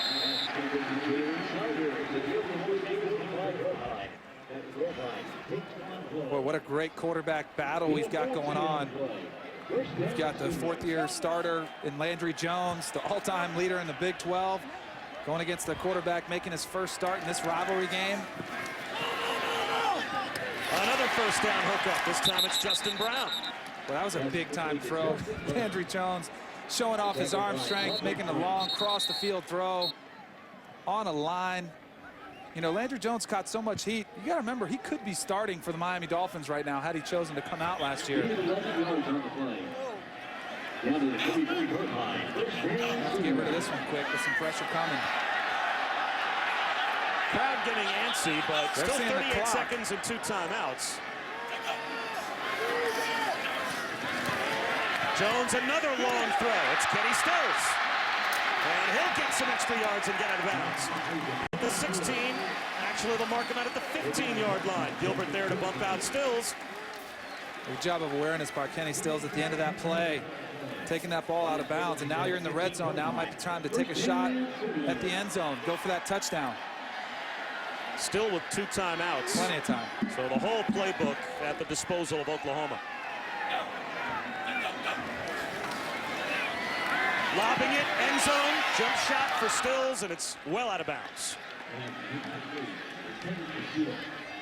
Kenny Stills just man-to-man running a fade route on the outside.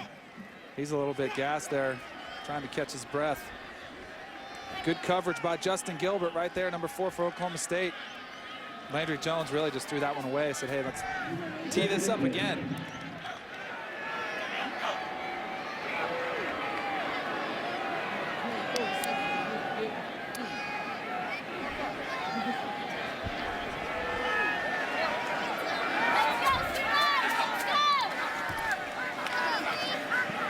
Jones underneath, and it's dropped by Stills. And maybe that's the fatigue. As you said, he was looking over the sideline saying, maybe I should tap out before this play. Stayed on the field, drops the ball. That's why coaches, they'll have you do drills when you're most tired, ball drills, because that's when your focus, your concentration lets down just a hair. But Oklahoma State right now really playing an umbrella coverage. All these guys are just staying back, not letting that ball get in the end zone.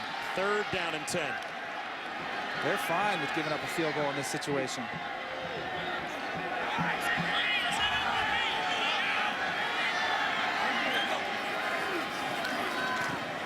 Jones almost intercepted, and on the deflection, caught for the touchdown by Kenny Stills. Justin Gilbert looked like he might have had a pick 6. If he takes that ball the other way, who knows how far he goes.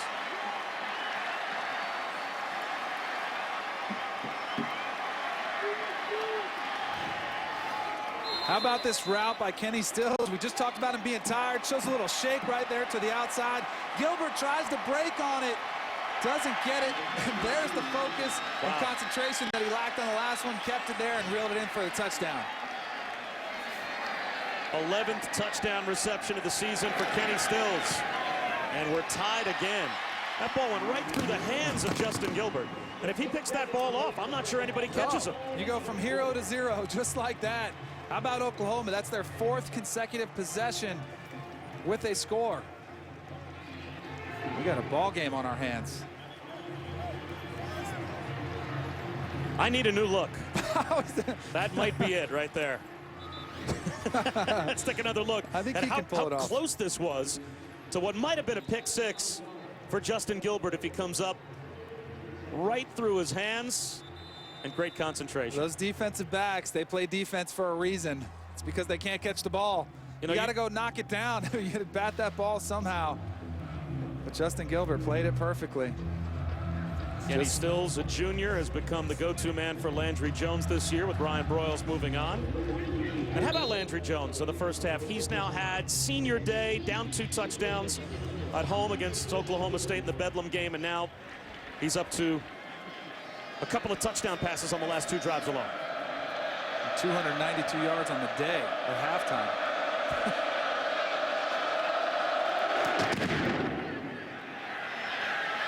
Honeycutt gets it to the 2. Justin Gilbert on the return. Out to about the 24-yard line. And you'd think Oklahoma State would live to fight in the second half. I'd imagine it's probably Clint Shelf taking a knee before halftime. Landry Jones has been maligned. He's not had the love affair with the Oklahoma fans, certainly, that Sam Bradford, his predecessor, has had. And yet he's going to leave this school with most, if not all, of their most significant records in terms of passing. I can relate to him, too. I filled in for Charlie Ward, who won a Heisman, brought Florida State their first national title. It's not easy to step into that situation. I think Landry Jones has handled it very well, and I think people will appreciate Landry more when he's gone. They'll look back and say what an incredible career he had. He's the winningest quarterback in the history of Oklahoma football, and he is in a 24-24 tie with Clint Shelf, the opposing starting quarterback, who's making the first road start of his career. And he acquitted himself very nicely in the first half as well. Let's go down to Maria. Coach, offensively, you were able to move the ball downfield, struggled a little bit in the red zone at times. What do you hope to take advantage of offensively after the half? Well, just do what we're doing. We've had one major turnover. Outside of that, I think the guys are playing great on offense. And Oklahoma State has opened up the playbook, found a little bit of balance. Defensively, how can you disrupt them? Well, defensively, they made a big play, dive and catch. It had a nice trick play, so we just got to come up with some third down stops. All right, thanks, guys. All right, Maria, thanks very much. Tied at 24. Bedlam here in Norman, Oklahoma. We go back to the studio in Reese. Welcome back to College Football on ESPN, presented by Cars.com. Welcome back to Showdown Saturday, the Bedlam game here in Norman. And we are tied at 24, set for the start of the third quarter between Oklahoma State and Oklahoma. Two quarterbacks that came into today with radically different resumes, let's say, in terms of experience. And Clint Shelf more than held his own with Landry Jones in the first half. Oh, without question. They're sparring, they're trading blows back and forth. Landry Jones, we expected greatness out of him to go out on senior day and have an impressive performance. But Clint Shelf, on just his third start ever here in Bedlam, in Norman, on the road, has looked so poised and played with so much composure. It's really been impressive. Both these quarterbacks make great decisions with the football the entire first half. Can they continue that throughout the second? That's Danny Cadell. I'm Bob Wischusen. Maria Taylor down on the fields. And this game has been everything that we could have hoped it would be. It's Bedlam. And we're set for the start of the third quarter. Oklahoma, of course, not out of the Big 12 race yet. That bears repeating. As Honeycutt puts it deep enough in the end zone to force the touchback as we check in with Maria. Yeah, guys, I asked Coach Gundy what he thought the difference in this game was going to be coming out of the half, and he says that defensively they have to do a better job defending the passing game. So they're not getting a lot of pressure on the quarterback by blitzing. That means they have to do a better job in coverage and zone. He also said that he could not give up any more big plays. He felt like his team is allowing Landry Jones to have his way and pick apart the defense, and that's what the game's going to come down to for Oklahoma State. Interesting, the strategy of how you attack Landry Jones defensively. Clint Shelf on first down. Right up the middle of the field, and it doesn't get much easier. Josh Stewart ahead of the pack. Touchdown. One play, 75 yards.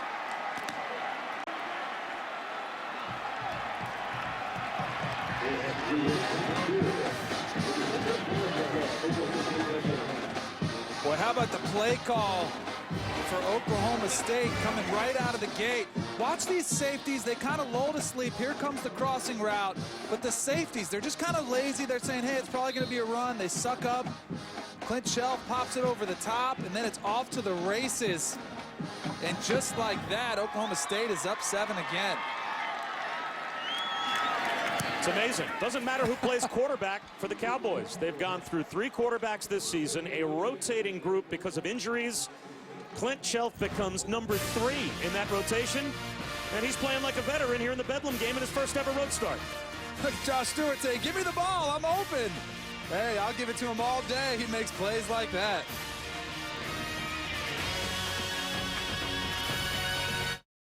Visit Visit WatchESPN.com or download the Watch ESPN app to watch ESPN live anytime, anywhere. Brought to you by Vizio. A lightning fast start to the second half for Oklahoma State. It's Clint Shelf. Another touchdown pass, finding a wide open Josh Stewart for a 75-yard score, and back on top by a touchdown go the Cowboys. Well, we asked Coach Stoops what he thought about last week's game versus West Virginia. He wasn't thrilled with his defensive performance then. Can't be happy now either. The wind cheater again on the kickoff, and Roy Finch with a little cutback at the 35. Finch to midfield before he's brought down. Well, the squib kick with the wind in his face, again tried by Sharp, but it results in a big return for OU. We've got the battle for the Palmetto State coming up after our game is done here at Bedlam. ESPN continues tonight. Steve Spurrier, Dabo Sweeney's showdown. The number 12 ranked Gamecocks, number 11 ranked Tigers. South Carolina Clemson, part of Showdown Saturday. Brought to you by Hampton Hotels on ESPN. Also live, watch ESPN at 7 Eastern. Those two coaches been jabbing back and forth all year long. There should be some emotions running hot in that game. See that soundbite montage they played on game day today? Oh, that was great. Fun. Landry Jones dumps one off underneath. Trey Miller hurdles him there and has a first down. It's not usually the move you see a fullback make. Some athleticism there from Trey Miller, who already has a touchdown catch. Trey Miller's a nice weapon to come out of the backfield off play action pass. Here it is, just a flip out by Landry Jones. He goes for the hurdle late. Got to be careful when you get up in the air. Flag down on this scramble by Landry Jones as he gets out of bounds after about a 4-yard gain. Flag thrown from the secondary end on the far side. Too many men on the field, possibly illegal substitution for Oklahoma State. Legal substitution on the defense, 12 men on the field when the ball is snapped. 5-yard penalty, first down. I didn't get that last defender off the field before the snap. Oklahoma went so quickly. And that's why you go at that up-tempo, to put a stress on the defense, to make substitutions, to get their defense disguised. Now, sometimes fans might see an official standing over the ball, allowing the substitution, sometimes not. What determines whether or not the officials... And I think that's what Mike Gundy's complaining. No, I don't have a minute. We never subbed. Now, there's his question. He's asking for the illegal substitution, why it was called if they didn't sub a player. After the penalty, it's 1st and 5.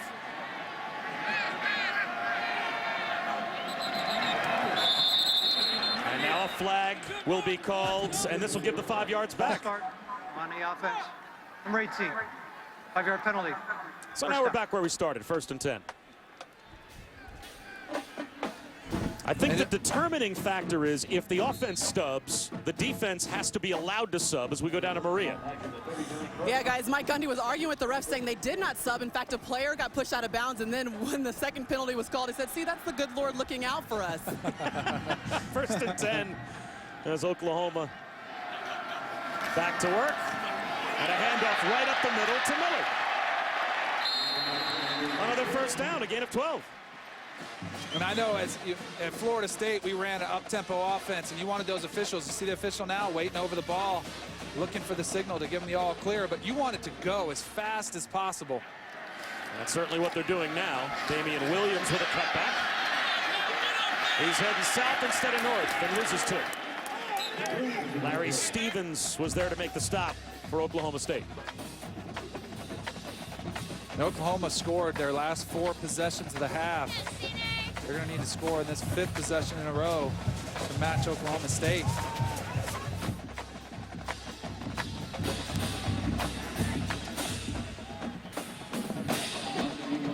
Brennan Clay now in the game at running back next to Jones.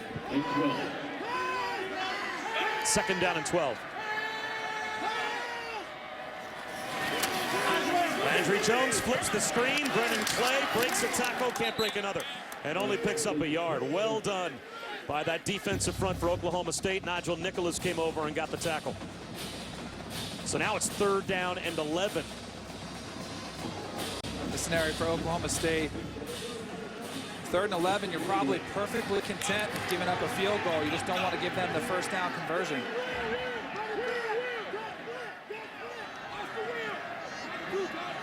Showing they're only rushing 3, dropping 8 in the coverage. Try to do just that, keep everybody in front of them and make a tackle.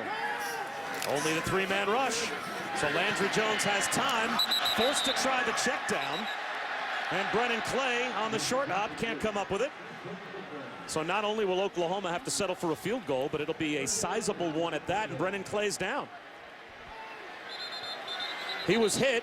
It didn't seem like he was hit too hard after the ball was short hopped, but now, of course, the Oklahoma group looking for a flag.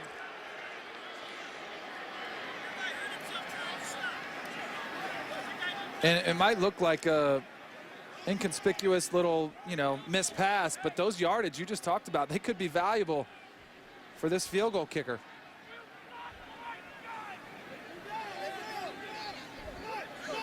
Well, Michael Honeycutt will be at least kicking with the wind at his back as we take a look at Brennan Clay, number 24, right side of your screen. The ball's short hopped, and then well after the short hop, he takes a hit, but it certainly doesn't look as if Broderick Brown hit him too hard. No, and he was holding him, trying to help him to make sure he didn't go down to the ground.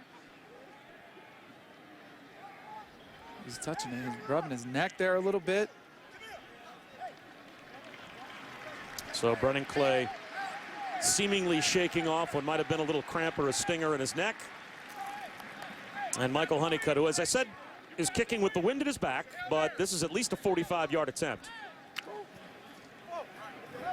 His long on the season is 42.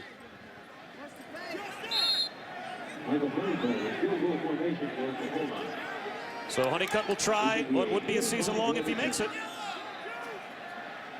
Wind aided from 45 yards out. That looks pretty good. 3 more for Oklahoma. But the Cowboys still on top here in the Bedlam rivalry game in Norman.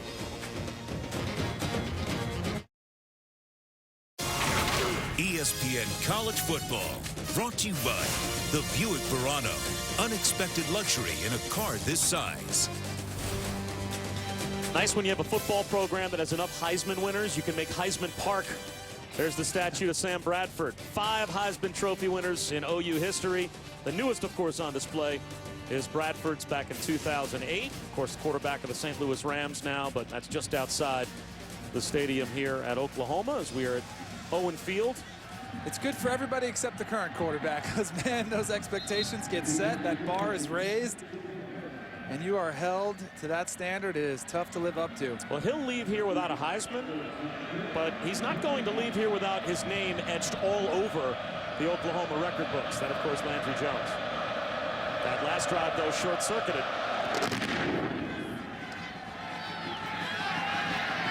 And another touchback. Well, get your NFL Sunday started on ESPN tomorrow at 10 a.m. Sunday NFL Countdown. Chris Berman and the gang. News from all the latest stadiums, injury updates right up until kickoff. And then before you set your fantasy lineups, catch Fantasy Football now at 11 a.m. on ESPN2. Our experts provide the latest news and injury reports as well and predict the top fantasy performers. That's tomorrow as we get you set for your NFL Sunday. Oklahoma State has run only 38 offensive plays, and they've got 31 points. Back to work. Chelf lost a yard on a quick hitter to Josh Stewart. So that's play number 39. Still a pretty good ratio, 31 points on 39 plays. Great efficiency from Clint Chelf running this offense, which looks very similar when you watch Oklahoma's offense. They both run predominantly from the shotgun, get that ball out of their hands quickly.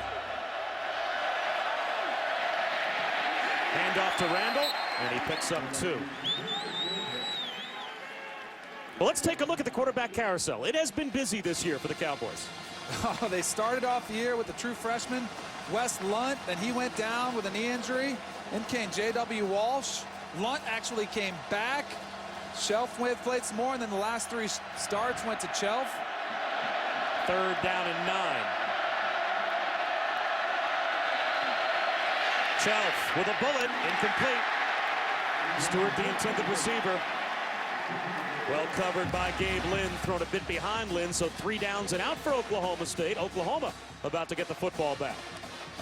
For me, that was a big stop mentally for Oklahoma's defense. They came out here, gave up the first play of the second half, gave up a touchdown, and for that to force a 3 and out, I think that's a big emotional lift for them here in the second half. Justin Brown, a wobbly kick that should take a very good Oklahoma State bounce sideways to about the 31-yard line. Ugly off the foot of Quinn Sharp, but it got the job done. Landry Jones has it back when we return. You're watching the Dr. Pepper Road to the Championships, where our score is 31-27. Oklahoma State over Oklahoma in the Bedlam game with 10:51 to go in the third quarter. Now, if Oklahoma wins their last couple of games and Kansas State stumbles against Texas, Oklahoma would win the Big 12. So there still is a possible road to a championship for the Sooners. Have to come from behind here. Brennan Clay breaks a tackle. Muscles his way to the 43-yard line, a gain of 12 and a first down. Justin Gilbert made the stop, so there are the Kansas State up at the top of the standings still 7-1. Of course, they have the head-to-head win over Oklahoma, so Oklahoma would have to clear the Kansas State hurdle. And a high pass down the middle, caught by Jalen Saunders. He's inside the 30 all the way down to about the 26-yard line. They'll actually mark him down at the 29. Boy, Landry Jones, when he has time to set his feet in the pocket, he's so lethal with his accuracy down the field. Up tempo, Jones, a quick hitter again, and Saunders had not turned his head to look for the football. That ball is coming out so fast. Landry Jones just gets the ball in transition. From the time he gets the snap in the shotgun and gets it out to Jalen Sanders, didn't even get a chance to get his head around to that route. I tell you, if you're a receiver out there, you have got to have your head on a swivel, ready to see that ball coming at you.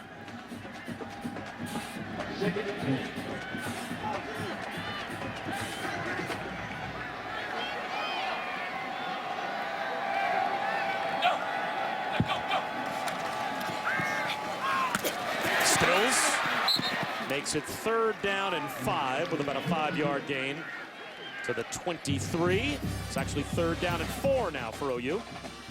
Well, Landry Jones looked like he's carried the momentum from last week's game against West Virginia, which a lot of people might have said that was the best game of his career, with a signature moment at the end, throwing that touchdown pass with 27 seconds left in the game. And boy, has he carried on that momentum into this one. 6 touchdown passes for Landry Jones. 4 touchdowns to Kenny Stills in that win over West Virginia. Another bullet out to the edge. This time it's caught by Saunders. First down, a 3rd down conversion for the Sooners to about the 13-yard line. Wendell Johnson made the tackle. Boy, those throws to the outside of the field, where you can see Landry Jones' arm strength really show up. Now he gets to come over and take a breather as Blake Bell will come on in a little red zone package they have built for him. But really impressed with what Landry Jones has brought in his last game at home. Interesting now on first down that they make the move from Landry Jones to Blake Bell. Remember, they did this in the first drive of the game, and they did not have success with it. They had to settle for a field goal.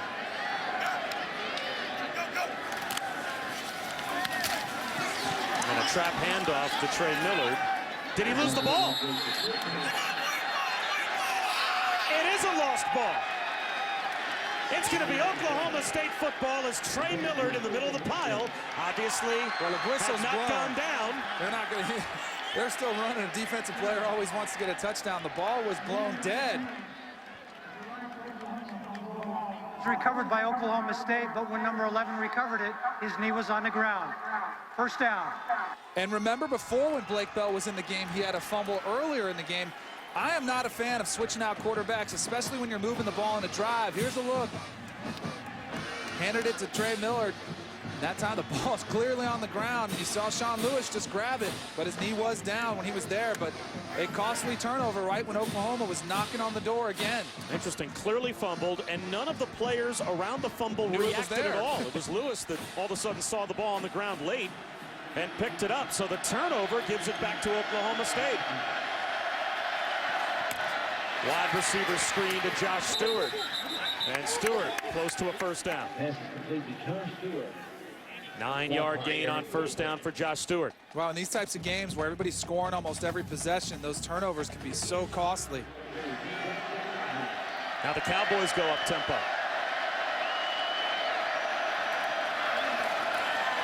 Right up the middle, Jeremy Smith.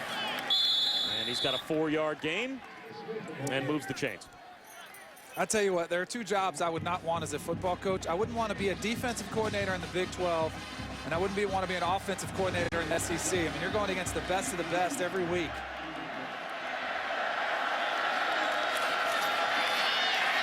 Shelf broken up. Aaron Colvin broke quickly on that out route. Got a hand in and knocked it away.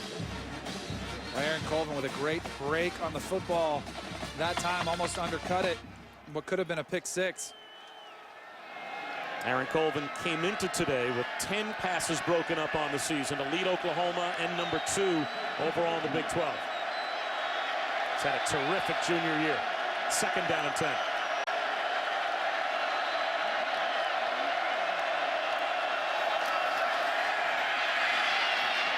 Shelf right at the first down marker with another strike. Blake Webb makes the reception, and that's good for a first down. How about the cannon from Clint Shelf there? There's the quick release again to Stewart. And he picks up a couple to the 40-yard line. Julian Wilson bumped him out. Gain of 2, 2nd down and 8. Man, those little quick hitting screens, it's all about how fast you can get them out there to the athletes on the outside. Let them give a chance to make a defender miss. That's really the supplement for your run game. Those quick hitting screen passes on the outside.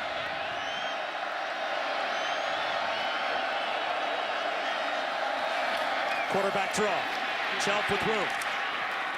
Very close to a first down. They'll mark him down a yard shy. Tony Jefferson cut the legs out from underneath Clint Shelf. 3rd down and 1. Boy, Clint Shelf, he runs the ball just well enough where you have to respect it. The first drive of the game, he had a lot of success on the ground. Randall easily has the first down and more. Boy, I love this mix-up by Todd Monken. You know, early in the first drive of the game, they ran the ball so effectively. Then they kind of went to the pass game. Now, this drive, they're featuring a lot of that ground attack as well. I tell you, I talked about the defensive coordinators of the Big 12. You just have your hands full. You're dealing with some of the best quarterbacks in the country and the best skilled positions, along with these offensive attacks that throws everything in the kitchen sink at you. Shelf rolling out, throwing underneath to Isaiah Anderson. I think Isaiah Anderson was his check down.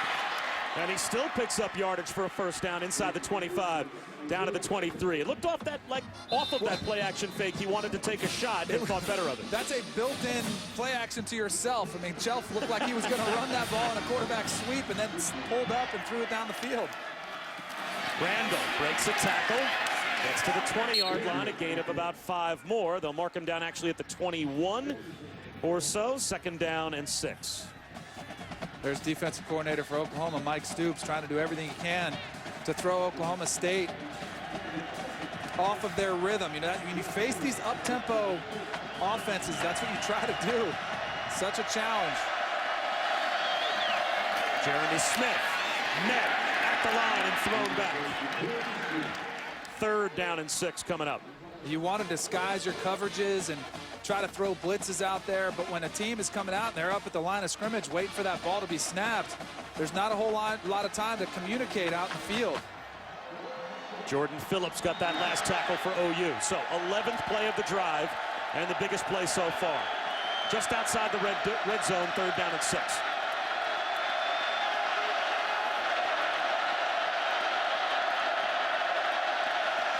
Play action.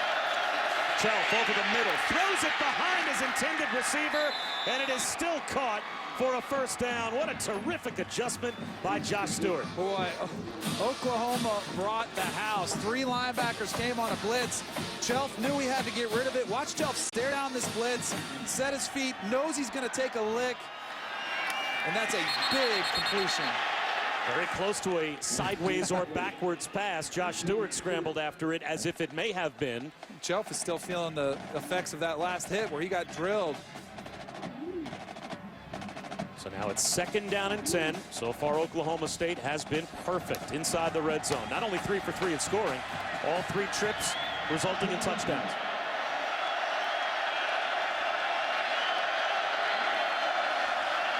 Quarterback draw. Chelf up the middle. Takes a pop at about the 7-yard line. It'll be 3rd down and 4. Javon Harris made the tackle. Well, that's the other thing when you're faced these up-tempo offenses and they're having a drive like this one where they're on the field, the defense is on the field so long, their tongues start to drag along the ground. They're getting worn out. That's when they're 14th play of the drive. 3rd and 4. Here comes the blitz again. Chelf lobs it, end zone, incomplete. Flag comes out. Tony Jefferson was face guarding Blake Jackson. Pass interference on the defense, number 1. Ball be placed 2-yard line. 1st down. Here's a look at the end of the play. Tony Jefferson, number 1, he's in coverage. Recognized the route, a lot of contact there early on Blake Jackson. So a good call by the officials. And now the quarterback change. Chelf out, J.W. Walsh in for Oklahoma State in short yardage. He'll hand it to Randall, and Randall this time gets stood up by OU. How about both of these teams have their little goal line packages where they put in a different quarterback? I'm not so sure what advantage you get if you're Oklahoma State. I mean, we've seen the way Clint Chelf can run the ball with his legs. They're choosing to go with J.W. Walsh, might be a little bit fresher. I just feel like there's too much risk with the exchanges, substitution issues like that. Legal substitution on the offense. Broke the huddle with 12 players. 5-yard penalty.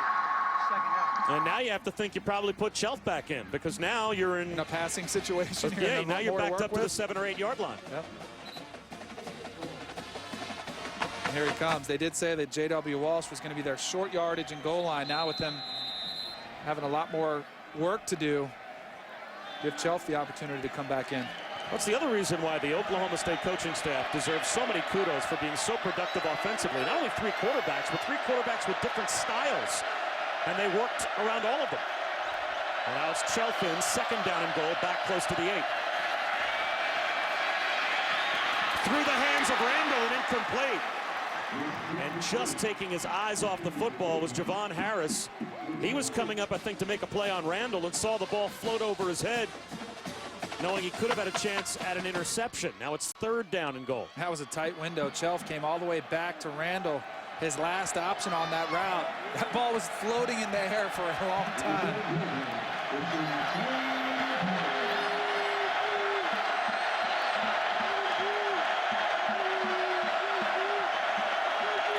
Randall on 3rd and goal, up the middle, at the goal line. Is he stopped? No, he's in for the touchdown.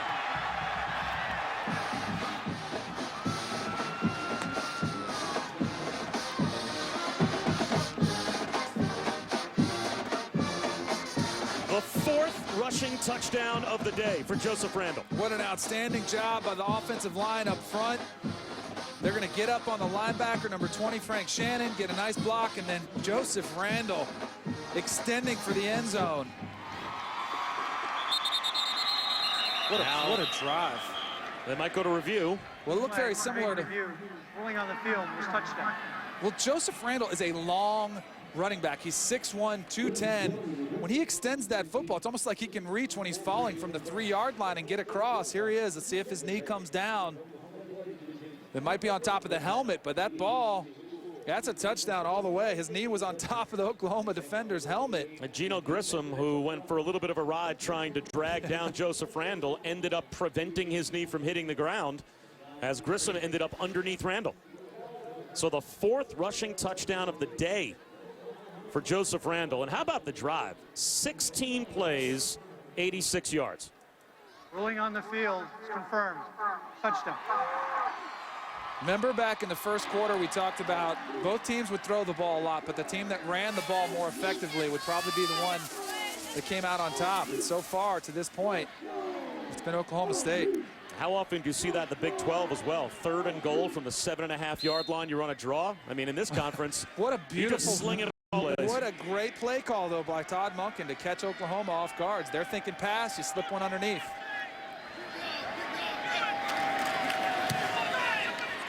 So Oklahoma now in a 2-score hole, as we'll step aside for just a moment.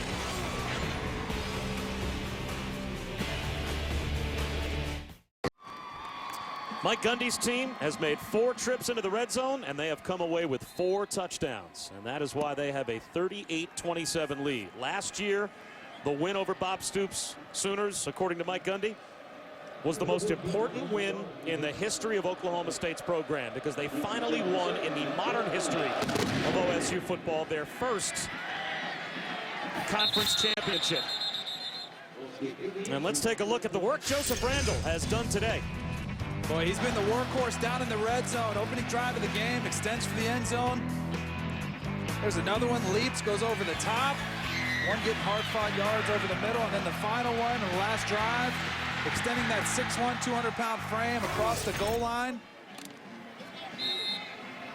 I thought Joseph Randall's got another year left. There's a lot of young talent on this Oklahoma State team. 40 rushing touchdowns now in the first 3 years at OSU for Joseph Randall. So now Landry Jones, senior day here in Norman, finds himself down in the Bedlam game by 2 scores. Hands one to Brennan Clay. And Brennan Clay gets introduced to Sean Lewis. You know, Landry Jones, this isn't his first barbecue. And even in the first half, they were faced with a deficit. He came back from that one, but once again, all he's got to do is keep executing the way he has been. Things will work themselves out. They just need to finish drives once they get down the red zone. You go barbecue there, huh? First barbecue? Hey, we're in Oklahoma, right? I was going to go rodeo. Dropped by Justin Brown. Flag out. Broderick Brown again in coverage on Justin Brown. And this will go against OSU. Pass interference on a defense number 19. Ball be placed at the spot of the foul. First down.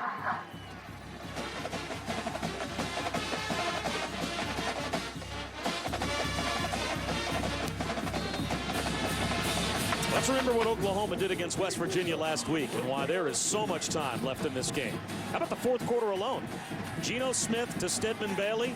3 touchdown passes in the 4th quarter for West Virginia. Landry Jones threw 2 to Kenny Stills in the last 4 minutes and 10 seconds. And the final score was 50-49, Oklahoma. Landry Jones, well protected, buys a little bit of time, and that frees up Jalen Saunders. Another first down with a late flag out in plus territory, and the Oklahoma fans love to see the laundry. Might tack some yards on. Personal foul. Horse collar tackle on the defense, number 8. 15-yard penalty. First down. So Daytwan Lowe adds a personal foul onto the end of the big run. Yep, right here in the middle of your screen, you can see it. As he chases after him, you cannot make that type of tackle. Got to let those jerseys go. Could be such a dangerous position. So now Oklahoma inside the 35-yard line of Oklahoma State.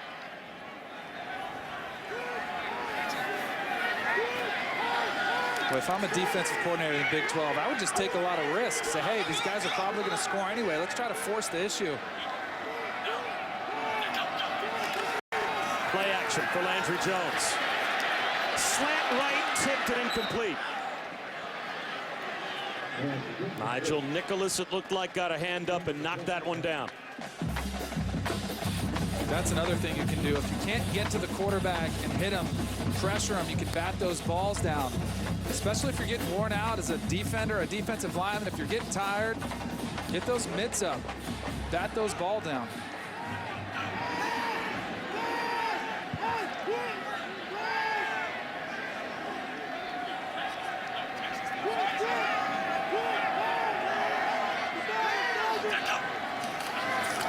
Blitz picked up. Landry Jones, long throw to the outside right at the first down marker. Let's see where they spot the football. Kenny Stills made the reception, and that might be good enough for a first down. It is. Well, you saw it, Chu, the beautiful Blitz pickup of the offensive line in the backfield, giving Landry Jones time to set his feet. And again, across the field, the ball's on a line. So tough to defend. I mean, you have to defend 4 receivers from sideline to sideline. And then that opens up the middle of the field.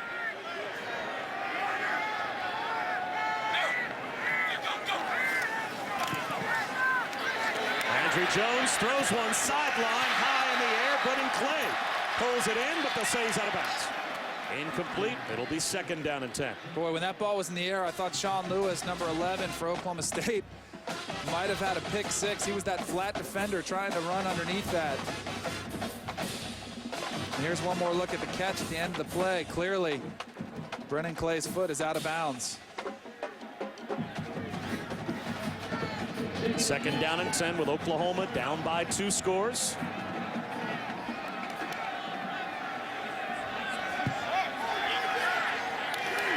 It's been all Brennan Clay on this drive as well for Oklahoma in the backfield. Slant, Kenny Stills can't come up with it. Now it's 3rd down and 10. Where Kenny Stills had some room to run with that ball. Had he caught it. Ball hit him right in the midst, too. I tell you, if you're a receiver, you better have that head around. That ball is coming with some steam on it.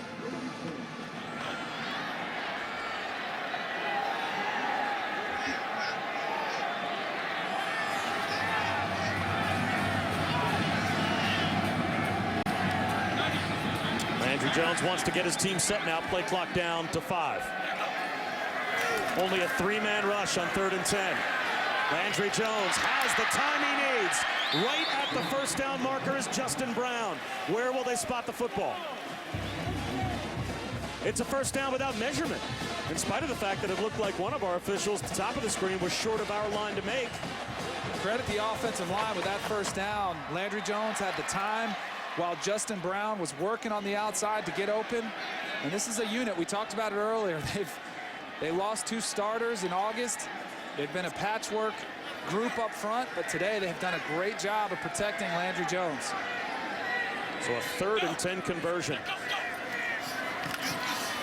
That ball tipped up in the air, and it falls incomplete out of bounds. Again intended on the quick hitter for Justin Brown. Good job by Broderick Brown. Anticipating. Yeah, a lot of these throws where the DBs are getting in there, they're breaking on it quickly. If you got to feel like Oklahoma could be setting up a double move and take advantage of that secondary that's getting a lot more aggressive lately. 2nd down at 10 at the 13.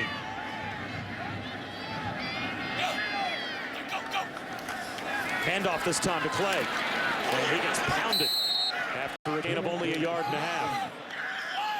So now it's 3rd down and long. James Castleman made the stop. James Castleman, a big tackle, 6'2", 296. Nice job of penetrating that offensive line, getting in the backfield. It's been an area of the field where Oklahoma today struggled a little bit. I think Mike Gundy wants a timeout from the Oklahoma State sideline. Oklahoma State, first charge of the 2nd half. 30-second timeout. Oklahoma State calls a timeout on defense with 1.5 minutes to go in the 3rd quarter. Well, we've seen the ball get quickly out of the hands of both quarterbacks today, and we learned a little something from you about that, Danny. Yep, yesterday we got to take Cannell's classroom on the field. Today for Cannell's classroom, we decided to take a little field trip and talk about the release. Both these quarterbacks be featured in the shotgun, and they need to get the ball out quickly, so here's a drill to demonstrate. You notice sometimes I don't even get the laces, just get it out. It's all about getting the ball quickly with accuracy to the playmakers on the outside. Now, yesterday we did it 3 times. Imagine getting that ball 10, 15 times. You just get those repetitions, the feel of catching it and getting rid of it. Both these quarterbacks, Chelf and Landry Jones, really do an exceptional job of doing it with accuracy, too. It's just getting it to the playmakers on the outside and making good decisions with the football in split seconds. Let's see what decision Landry Jones makes on 3rd down and 10 here. Again, a 3-man rush. Jones, back corner of the end zone, way over the head of Sterling Shepard. And incomplete. So that's another red zone stop for Oklahoma's defense. And I think people might look at that and say, well, Landry Jones misfired. I think he intentionally threw that ball away, trying to hit the corner route. There was a safety. Larry Stevens was over the top, and I think Landry Jones said, hey, I'm not going to try to force this ball in there. I'm just going to throw it away and get a field goal. So the Sooners have to settle for 3. Now they're down a couple of scores. This will make it, if Honeycutt can convert, a 1-score game again, but another stop for Oklahoma State. And they'll get the ball back with at least a touchdown lead. As from 30 yards away, Honeycutt's right down the middle. But it's still an 8-point lead for Oklahoma State as we head back to Reese Davis. Hey, Bob, Danny's going to be much happier after he sees his primetime pulse. Florida's turned it over early in the third quarter twice. Seminoles turned them both into touchdowns, 20-13 now on ABC. On ESPN2, Penn State trying to win its 8th game, up on Wisconsin 21-14 in the 4th. Really good time to have the Watch ESPN app, get that thing going with a game, keep up with the other one, watching ABC. Great day, just overdose on football. Did Reese Davis just make Danny Cannell a happy guy? He knows me well. Yeah. He didn't seem to have the same enthusiasm for that update as he did before when he was sticking it to you. I can keep my Twitter account open as long as the Noles hang on. Hey, that game's not over yet. Neither is this one here. We've got an exciting one, too. Our game is a long way from over as Landry Jones and Oklahoma come up with only 3 on that last drive. And at some point, they're going to have to get a defensive stop or a takeaway as Oklahoma State's about to get the football back. Returnable kick. Gilbert from inside the 10. Puts the brakes on the 25 and gets swamped under there. The ball pops out, but Oklahoma State jumped on top. Unless they rule his forward progress had been stopped at the 25. The Sooners started to rip at the ball. No whistle came, and all of a sudden it popped out. That could have been disastrous, too, for Oklahoma State here right at the end. It looks as if they're going to put the ball at the 25-yard line and say that his forward progress had been stopped there. Yeah, it's a good which thing they nullifies said anything that we saw after it. Right, because that ball was clearly stripped out and was a fumble, but they did say his progress had stopped. So can the Sooners stop the Cowboys defensively? They can't stop Joseph Randall on first down. He's got 9.5 yards. They'll call it 10 yards. That's a first down.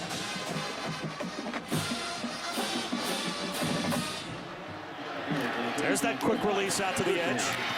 And Stewart picks up about 3. Now, I've definitely seen Oklahoma State mix the rush with the pass more effectively than the Sooners have today. They're almost double the rushing yardage. And really, Joseph Randall, the featured back for Oklahoma State, has had an exceptional afternoon. Second down and 8.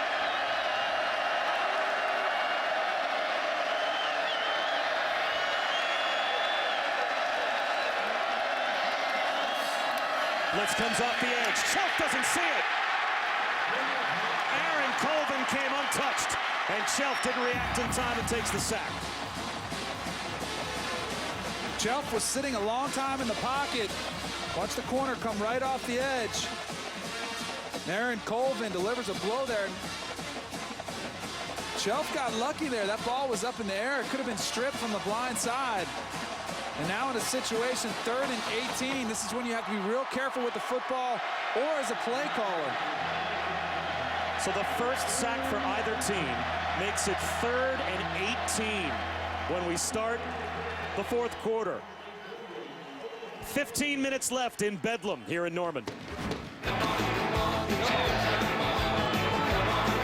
Let's have a little fun tonight.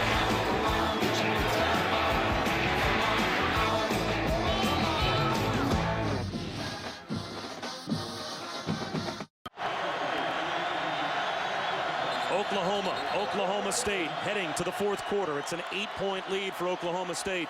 Bob Shoes and Danny Cannell, Maria Taylor here We just saw the first sack of the game to end the third quarter. Amazing how often these teams throw the football that sometimes these blitzes can't get there.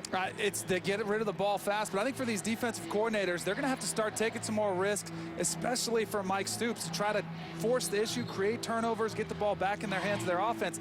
The problem when you do that, you put your secondary, you put each one of those defensive backs on an island. They're man-to-man coverage, and we've seen some of the offensive threats out there. They are tough to bring down, and these schemes are built to get the ball out quickly and to create big plays. The two teams were on the field just about set to snap the ball on 3rd down and 18, and Oklahoma called a timeout on defense.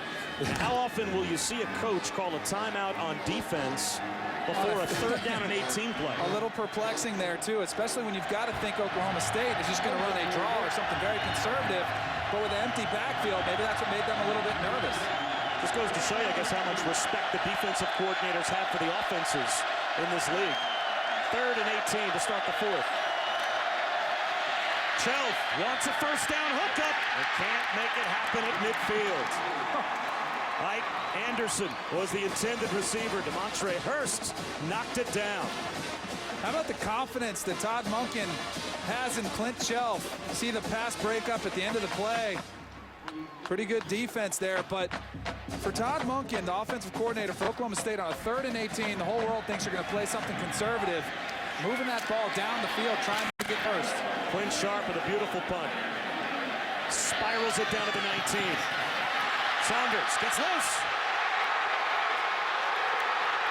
Jalen Saunders with blockers in front. He might go. Touchdown.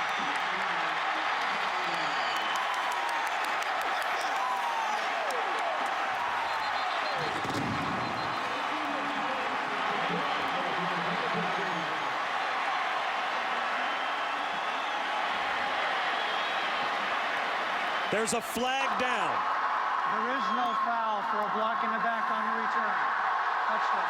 A flag apparently thrown for a block in the back that they pick up. 82-yard punt return for a touchdown by Jalen Saunders. Well, rivalry games are about huge plays, and they don't get much bigger than this by Jalen Saunders. Couple jukes up front. Then he gets a nice block by number 2, laying out a lineman. He's got number 24 leading the way for him, and then takes it the rest of the way by himself. And this crowd, which was a little bit quiet, all of a sudden has woken up, and now Oklahoma is going to go for 2 and try to tie this game up. OU seemed to have some confusion as to who they wanted on the field. The play clock's winding down. It's down to 10. Now Oklahoma State substitutes. Play clock down to 5 for the 2-point conversion. And Landry Jones gets the play off. Slants one over the middle. And it's easily done. Justin Brown gets the 2-point conversion. Early 4th quarter, and Bedlam is all tied up.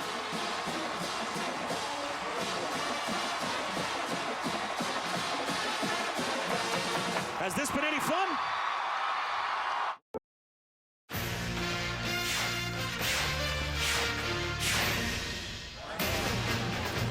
Well, after converting the 2-point conversion, Landry Jones, the only person he wanted to talk to was Jalen Saunders, and the 2 words he had for him were "thank you, man." That's all he had to say. Excited that he got this crowd back into the game, and ultimately the Oklahoma Sooners back in this game, guys. Well, Maria, Justin Brown's the normal punt returner for OU. That's only the 2nd punt return of the season for Jalen Saunders, and he takes it 82 yards for a touchdown. There is no better feeling for a quarterback and for an offense when you're getting ready to go on the field, getting ready to take a drive, and all of a sudden you get to go back and relax a little bit longer because you just saw a punt return for a touchdown.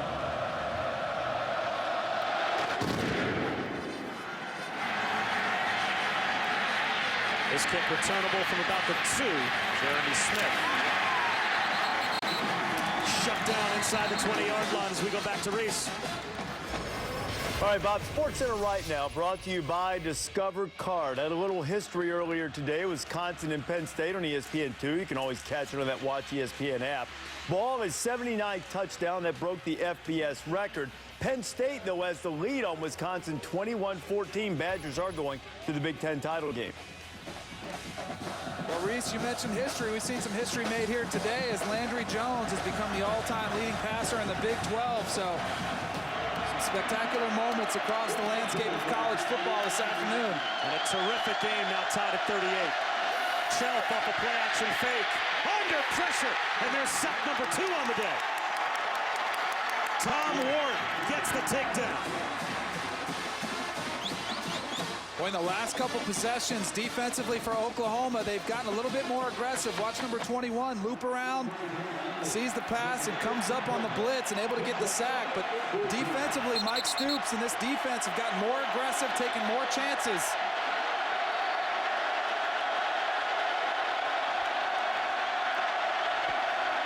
Quarterback draw. Shelf, nowhere to go. Tony Jefferson hammers him down after a gain of 1.5 yards. Now it's 3rd down and 12. And Memorial Stadium's about to come apart at the seams. Yes, it is. You know, we talked about these rhythm offenses, up-tempo, how they play in a rhythm, and how does Oklahoma throw off that rhythm? Well, you get a sack on 1st down, you shut them down on 2nd, and you force them into a 3rd and 13.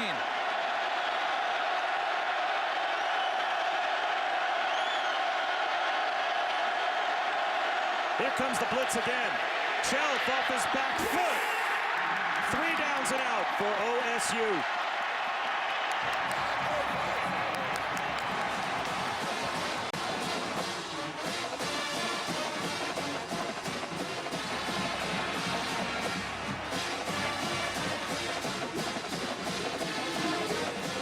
Oklahoma brought 3 linebackers, forced Shelf to get rid of the football. Nowhere to go with it quick. This should not come as a galloping shot. Jalen Saunders is back again to return the punt. Driven all the way back to his own 27. And this time he can only jitterbug out to about the 30. Oklahoma football when we come back, looking to take the lead in the 4th quarter.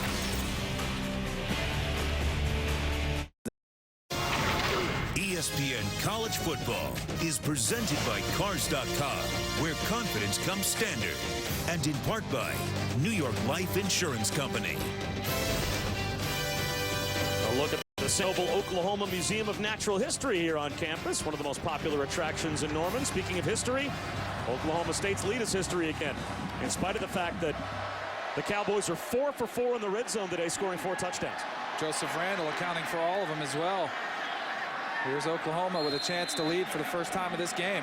So Landry Jones, who, as Danny told you before, has set the new all-time passing record in Big 12 history, back to work on senior day. His last chance in the Bedlam game, trying to take the lead. On the ground first to Trey Miller. He picks up 5. I can promise you Landry Jones would trade out that record for a win here in his last game as a senior.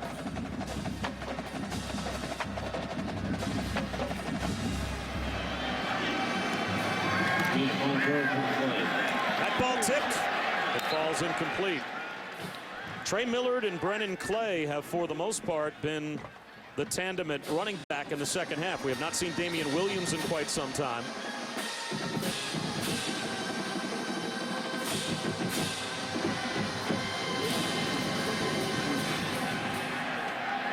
Third down and 5. Big play here. Oklahoma came into today number 3 in the country in 3rd down conversions at 53%. A lot of man-to-man opportunities on the outside. 3-man rush. Behind his intended receiver, Sterling Shepard, is Landry Jones. So the 2 teams trade 3-and-outs. Which has been a rarity in this game so far that's seen so much offense in it. And Oklahoma will punt for just the 2nd time of this game.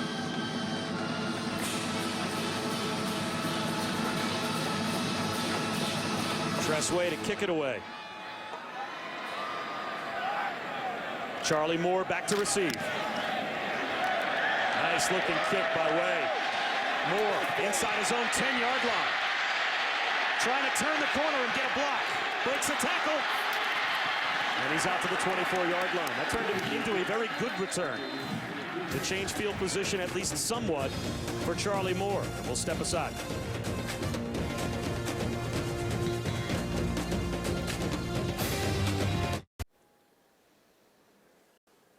Welcome back to Norman, and our coverage of Monday Night Football continues on ESPN. Coming up on Monday night at 6:30, Monday Night Countdown served by Applebee's. And then at 8:30, two teams that have struggled this year to say the least. Cam Newton, the Panthers, against Deshaun Jackson and the Eagles. Carolina, Philadelphia, Monday, 8:30 on ESPN. We've got an injured player on the far side of the field.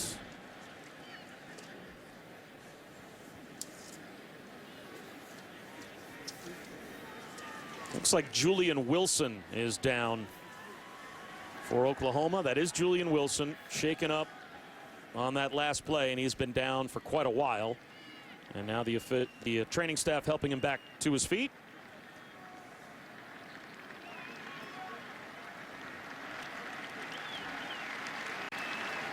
Julian Wilson, a sophomore, right down the road from Moore, Oklahoma. And he has been a big contributor in the nickel looks. Basically, if you're in the Big 12, yes, you live in the nickel, right? Exactly. At least. Oh, you have to. You're going to face four wideouts almost all the time. And for Oklahoma, Julian Wilson, we've seen him make several plays this afternoon. If he's not able to come back, that's definitely going to put an added stress on their defense. Right in the middle of the screen, watch number 2 in red. And he was blindsided right under the chin.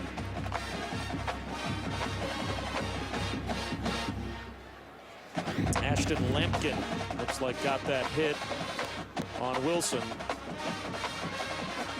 And that obviously could have been flagged by the officials if it had been noticed at the time. That's what I thought, a little helmet-to-helmet contact there on the return.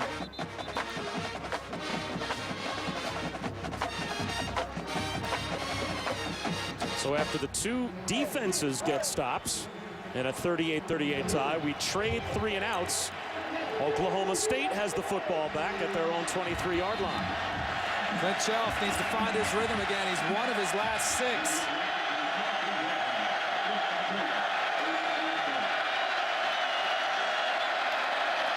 They start with Randall on the ground on this drive, and he blasts right up the middle for about 5 yards.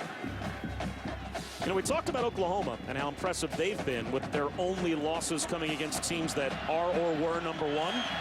Randall again. He's got plenty of room this time. To the 50-yard line where he breaks a tackle and finally out of bounds at the OU 41.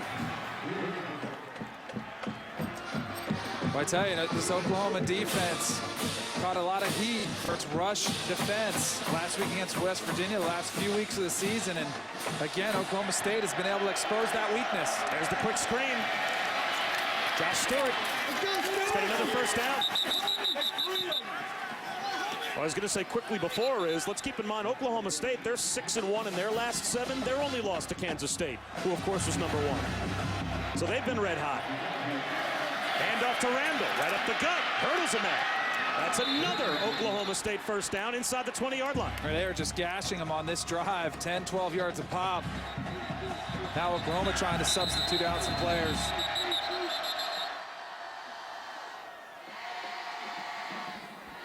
Let's see if the officials stop. And that might have been the officials letting the umpire know that a substitution They're getting the was made. So it's 1st and 10 at the 19.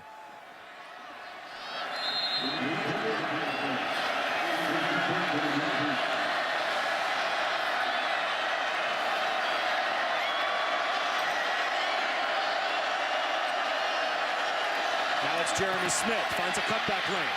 He's at the 15, at the 10, reaching for the pylon. Powers his way. Is he in? They'll mark him down at the 1-yard line where it's 1st and goal. Jeremy Smith, nice little bounce to the outside. Here's Oklahoma State getting lined up quick. Trying to catch Oklahoma standing up a little bit.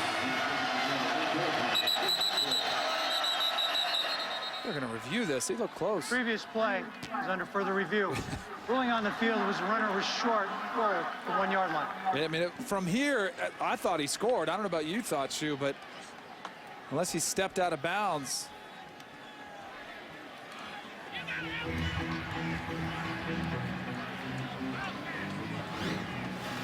Here's a look at Jeremy Smith as he's getting towards the pylon.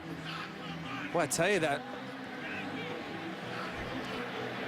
Depending on where the football is, that's 50-50. Do you think he sneaks the football inside the pylon? I'm not sure we're going to have any evidence to overturn the call on the field. You can't see anything with that look, obviously, and these are the same looks that the replay booth is receiving from our truck. So anyone at home watching our game, you're seeing the same looks that the replay booth is seeing, and there has to be indisputable evidence to overturn the call on the field. The original ruling out at the 1-yard line. Let's see if that stands. Again, Scott Novak is our referee, and here's the call. After review, ruling on the field stands as called. Runner was out at the 1. So it's 1st and goal at the 1. And that disrupts Oklahoma State's rhythm, their timing, rhythm, at least a little bit. Especially down near the goal line. They've done that a couple times this game. Tried to hustle up to the line of scrimmage, and still even yet coming from the sideline. You see them hustling straight to the line of scrimmage from the sideline. And they've got J.W. Walsh out there at quarterback, so they make the quarterback change for short yardage. High snap, Walsh pulls it down, and unable to get to the goal line is Jeremy Smith. I'll tell you, J.W. Walsh might have saved a disaster there by catching that snap. The snap was rifled back to him from Evan Epstein, and he just stuck one hand up there and grabbed it pretty nonchalant. But now it's 2nd and goal at the 2. A full 2 yards to go.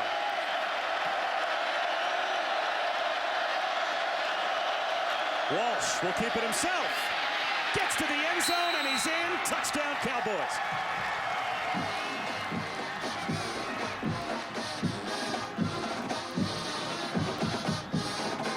Well, that's why they brought J.W. Walsh into the game, was for that run threat, for his ability to get those yards, those hard-fought yards on the ground. And that's exactly what he did right there.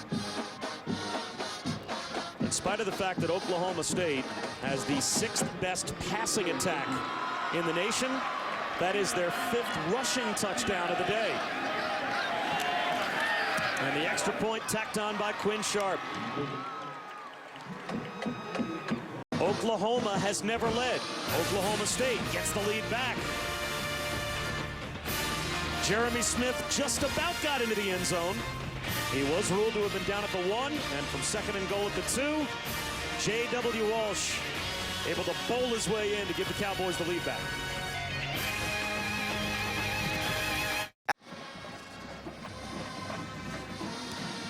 Welcome back to Norman. Bedlam has been all we could have hoped for and more. And how about the weapons, Danny Cannell, for Oklahoma State today and the work they've done? It's been a 3-headed monster for Oklahoma State. Chelf, of course, making just his 3rd start, his 1st start on the road, and Joseph Randall with 4 touchdowns on the ground, and then Josh Stewart has been the threat through the air. And Clint Chelf pulled for J.W. Walsh in the short yardage situation a moment ago. And Randall with 4 touchdown runs. J.W. Walsh gets the 5th of the day for Oklahoma State. So now Oklahoma down by a score again, about to get the football back, and they'll have to start at their own 25 as we check in again with Reese. All right, Bob, getting you up to date. What is a great game on ABC. Florida State and Florida, 20-16. Seminoles have the lead, and E.J. Manuel gets lit up by Antonio Morrison, the freshman. Gators scooped it up. Dominique Easley got it, and from there, all the action, the eye candy, and even the cameraman lost Mike Gillisley. Touchdown Gators. They just added another one. Manuel has missed a series. It's 30-20 Gators with 7 minutes to go. We'll have to rehabilitate Danny Cannell.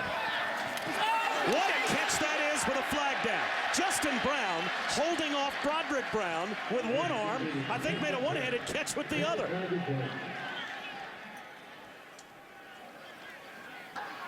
Pass interference on the defense, number 18.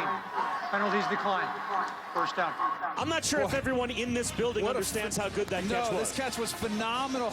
Now, look at, draped all over him is Broderick Brown, somehow able to keep the one arm up. Justin Brown reels it in. What an outstanding throw and catch. Of course, the catch was more impressive. 1st and 10, and Landry Jones gives to Clay. Brennan Clay picks up about 3.5 to 4 yards, so 2nd down and 6. Boy, has this game been fun to watch. Bedlam, my first time here to witness this rivalry. A lot of action, a lot of excitement. Both teams selling out on the field. Oklahoma's been playing catch-up all day, though.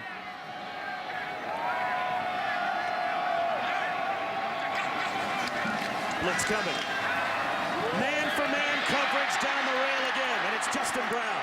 Landry Jones with the blitz picked up. Went to the one-on-one matchup, and it's a big first down play. Boy, he had that back shoulder fade. So tough to defend if you're a defensive back running stride for stride. You lose sight of that ball while the receiver, Justin Brown, can slow down and catch it. But great execution. Landry Jones over 400 yards today. He is closing in on 4,000 for the season. And a lot of time left, too. 1st and 10.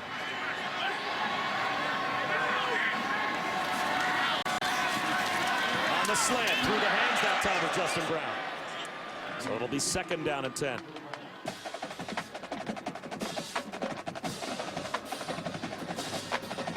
Justin Brown, you talked about the story of him transferring from Penn State. What a great story it is. He's actually going to finish, get his degree at Penn State, but before then he wants to finish out strong as a Sooner. A couple spectacular grabs so far. He's got 11 catches for 114 yards on the afternoon.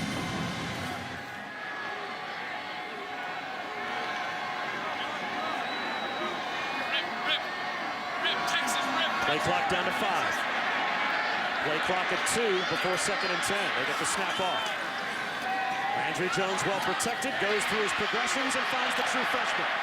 Sterling Shepard very close to a first down. Quickly back to Reese. A live look-in powered by PlayStation Vita. Wisconsin and Penn State on ESPN2. Just a second ago on 4th and goal. Kurt Phillips throws a touchdown pass. Extra point pending. Looks like overtime on ABC. Still 7 minutes to go in a wild back and forth hard-hitting game between the Gators and Knowles. Boy, Reese, thanks for the update. How many good games are there going on in college football right now? And we've got a great one here. It's Blake Bell back in the game. The Belldozer on 3rd down and a foot. He's going to throw the ball. They want the big play, and he throws it to Noah over the head of Kenny Stills. So that time, that's about as trick play as it's going to get from Oklahoma. They bring in Blake Bell and figuring Oklahoma State might sell out to stop the run. Now it's 4th down and 1, and it looks like Oklahoma will go for it. It's a great play call on 3rd down. It's kind of a throwaway down. You take your shot, fully aware that if you don't make it, you're going to go for it on 4th down anyway. We'll see how throwaway that down was. If Oklahoma State can get a stop. Blake Bell on 4th down and 1. And he's got the first down.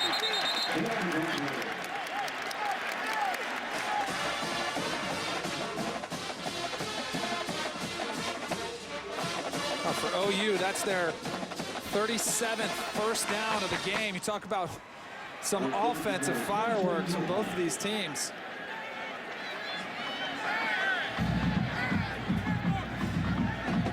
Landry Jones back in with Blake Bell picking up the 4th down conversion. The drive stays alive for the Sooners.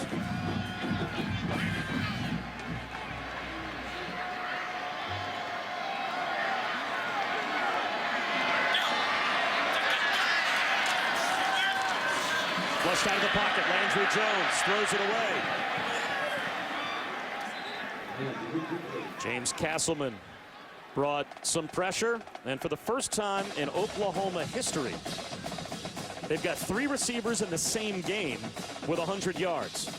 Saunders, Brown, and Stills all with over 100 yards receiving today. What an impressive group.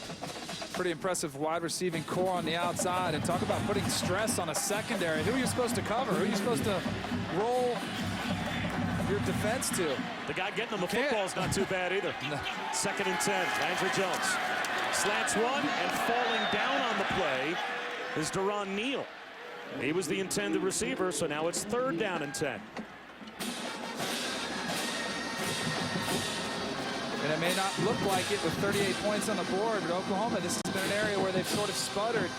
Once they cross the 30 and even closer towards the 20 and get to that red zone, it's where their offense has just not clicked as well as it has in the field. One area Landry Jones has been pretty solid on his third down. 7 first down completions. He needs an 8th here. 3rd down and 10. Blitz comes right up the middle. Landry Jones under pressure. And there's the first OSU sack. And that will most likely knock them out of field goal range. I'm not sure with the wind blowing in that direction that they're going to try a long field goal. Landry Jones really nowhere to go. He's trying to step up. But you see Oklahoma State collapsing that pocket. Landry Jones doing his best just to secure the football, make sure he doesn't have a turnover there. Now they're kind of stuck in no man's land. On 4th and 16, do you think this is no man's land? Yeah, because, I mean, if you punt it, what are your chances you're going to get it down? It's an odd. Maybe try the quarterback pooch punt. Now they're going to try and throw for it on 4th down and a mile. Landry Jones broken up. Tried to squeeze one through to Sterling Shepard, and Oklahoma State gets the turnover on downs as Oklahoma goes for it on 4th and 16. And I know Zach Craig was a little upset that he didn't get that interception, but that probably would have been better for Oklahoma had that pass been picked off. Absolutely, knock it down. I mean, because I think that's the mindset of Oklahoma. Hey, let's throw the ball down there around the 1st yard. If it's an interception, it's just like a punt. I mean, I think it saved them 12, 13 yards. They probably would have given them to him on the 20. I don't have a problem with that going for it there in that situation. So now Oklahoma State with pretty good field position at their own 33. And off to Randall, and he is lassoed behind the line. Jamarcus McFarland, in his senior year here at Oklahoma, made the stop. He's a great story, too. Texas and Oklahoma waged such a recruiting war for Jamarcus McFarland that the New York Times wrote an article about it. His mom's happy, though, because his first team academic all Big Ten after choosing OU. Shelf checks it down, and now it's going to be 3rd down and 11 as he missed Blake Webb. A little over an hour from now, #1 Notre Dame with one more hurdle to clear between them and the national championship game. They will take on USC out west. Primetime college football, Saturday night football presented by Windows 8. #1 Notre Dame against USC, part of Showdown Saturday, 8 Eastern, 5 Pacific on ABC. This is a big critical down for Clint Shelf. He's got to be careful here. That last throw did not look real sharp. It's a dangerous 3rd down. Sooners showing a blitz. They will bring an all-out blitz. Shelf throws it down the sideline for Josh Stewart. It's incomplete. So the Sooner defense gets the stop. Well, they brought pressure on Clint Shelf, forcing him to get the ball out of his hands. You saw him trying to move the ball down the field, had one man-to-man coverage, but was tightly contested. And now Clint Shelf is 2 of his last 9. Jalen Saunders deep to receive the punt. This will drive him all the way back to the 10-yard line. Made the first couple of players miss, but only squeezes out to about the 15-yard line. A lot of great college football going on right now, and with another update, here's Reese. And Bob, just as soon as you guys finish with this barn burner, we're going to have another one. Clemson and South Carolina, Taj Boyd going off for 8 touchdowns. NC State, they're going to kick off since you guys probably aren't going to be finished on ESPN News. Manti Te'o going into the Coliseum, trying to lead Notre Dame past USC and into the national title game. Remember, once that game starts, dial up, watch ESPN, and keep up with both games. All right, Reese, thanks very much. Rivalry games everywhere. Traditional rivalry between Notre Dame and USC. All that separates Notre Dame from playing for a national championship. Battle for the Palmetto State coming up. We've got Florida State going on right now. The Bedlam game with 6:18 to go. What a day. 4-man rush under pressure. Trying to set the screen up as Landry Jones, and he does. But Brendan Clay's got nowhere to go. Lost a couple of yards. Boy, the screen is all about timing. You want to let those defensive linemen go by, but you got to check them just a little bit. That time, Landry Jones had a defensive lineman right in his face, and it almost blew up the entire play. Landry did a pretty good job just getting it out to the screen. Clay ended up losing a yard, 2nd and long.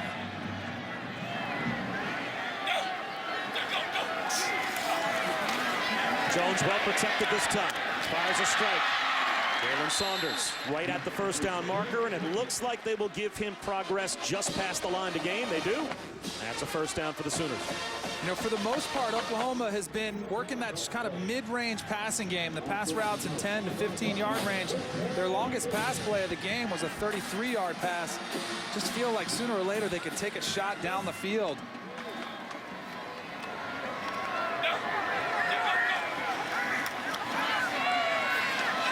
Again underneath, and a drop.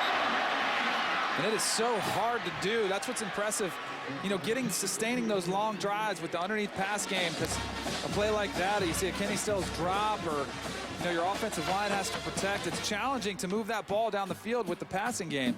Also makes you eat up some clock, and Oklahoma with only 2 timeouts left. You wonder, as this drive progresses, how they're going to have to call plays, how they'll deal with 3rd and even 4th down if they face it. And their defense has had struggles stopping Oklahoma State's run game, so that could be a challenge as well. Flags down. Now it's going to be 2nd down and 15. On the offense, number 3, 5-yard penalty. 2nd down. And this is where the moment gets so big. I mean, both these teams know what's at stake. They know, you know, it's 4th quarter. The clock is ticking. You know, we saw Clint Shelf has struggled a little bit. Now all of a sudden you see Oklahoma making a mental error. This is when you've got to keep your composure and you've got to raise your level of play even that much more.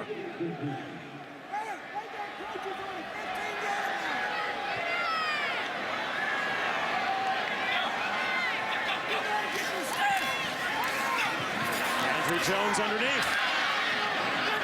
A gain of 7 or so. Boy, Oklahoma State defensively very much in a prevent sort of mode. They're just fine with letting Oklahoma take these underneath passes. They just don't want to give up that big play. We talked to Mike Gundy earlier in the week, and he had the utmost respect for this wide receiving core of Oklahoma. Justin Brown only picked up about 6 yards, so now it's 3rd down and 8.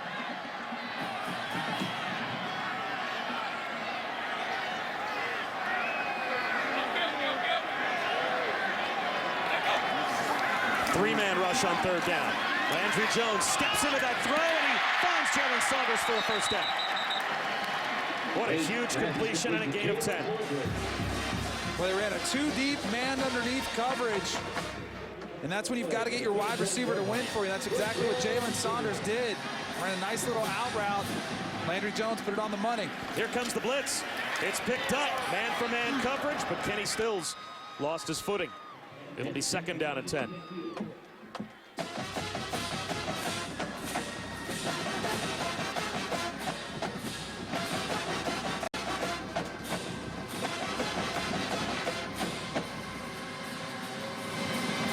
We have had 1,000 yards of total offense in this game between these two teams, which is what you'd expect. They average between them about 1,050 yards combined per game. But they've been a little harder to come by here in the 4th quarter. The defenses have gotten some stops. Screen thrown out on the edge. Saunders gets a block, hit from behind. He's got a first down. Zach Craig made the tackle, but what a day Jalen Saunders has had. And now it looks like he is going to tap out and come over to the sideline. Get replaced by the true freshman Sterling Shepard. How about Oklahoma's passing attack? Landry Jones just had his 65th pass attempt. That's a career high for Jones. Under 4 minutes to go. Well, now the clock has definitely started to become an issue. Trap handoff to Clay. And Brian Clay gets waffled after a gain of 5. Shamil Gary made the stop. And you're right, the sense of urgency doesn't seem to be there between snaps for Oklahoma, as if they're kind of almost committing to how deep into the play clock they're taking this, that they might not have a real good chance if they don't convert on this drive. All right. And I think they're taking the approach of, hey, we're going to score and get this thing to overtime. Landry Jones still looking over to the sideline, and the play clock winding down. Still got to feel they should take a shot.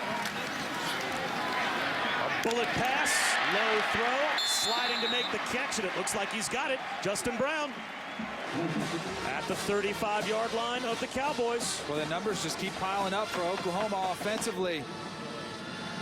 But again, this has been the spot of the game where Oklahoma State defensively has kind of tightened things down. Much quicker snap here.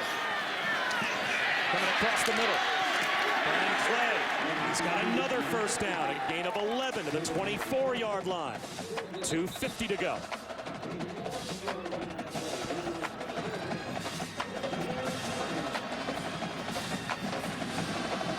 Watch how deep. This is an umbrella coverage that Oklahoma State is playing. They're just staying back, those safeties, keeping everybody in front of them. The last time they even had an extra safety back deep. Timeout called by Oklahoma State on defense. Oklahoma State, second charge of the second half. 30-second timeout. This game has the feel of if Oklahoma scores a touchdown, you might be headed to overtime. You could. It all depends on how much time Oklahoma State gets the ball back Well, with. Oklahoma State's now down to one timeout left. So it's not as if Mike Gundy's saying, all right, well, let's preserve our timeouts, because if they do score a touchdown, I want the timeouts to play with to try and go back down, kick a field goal to win it. And as you said, Danny, the entire passing game for Oklahoma, for the most part, seems to be operating within about 10 to 15 yards of the line of scrimmage. And I think for defensive coordinator Bill Young, I think that's clearly been their philosophy, is we're going to pick our shots to blitz and take risks, but for the most part, we're going to keep all of these weapons in front of us. Don't let anyone get behind us for big plays. So after the timeout on defense, first and 10 for the Sooners.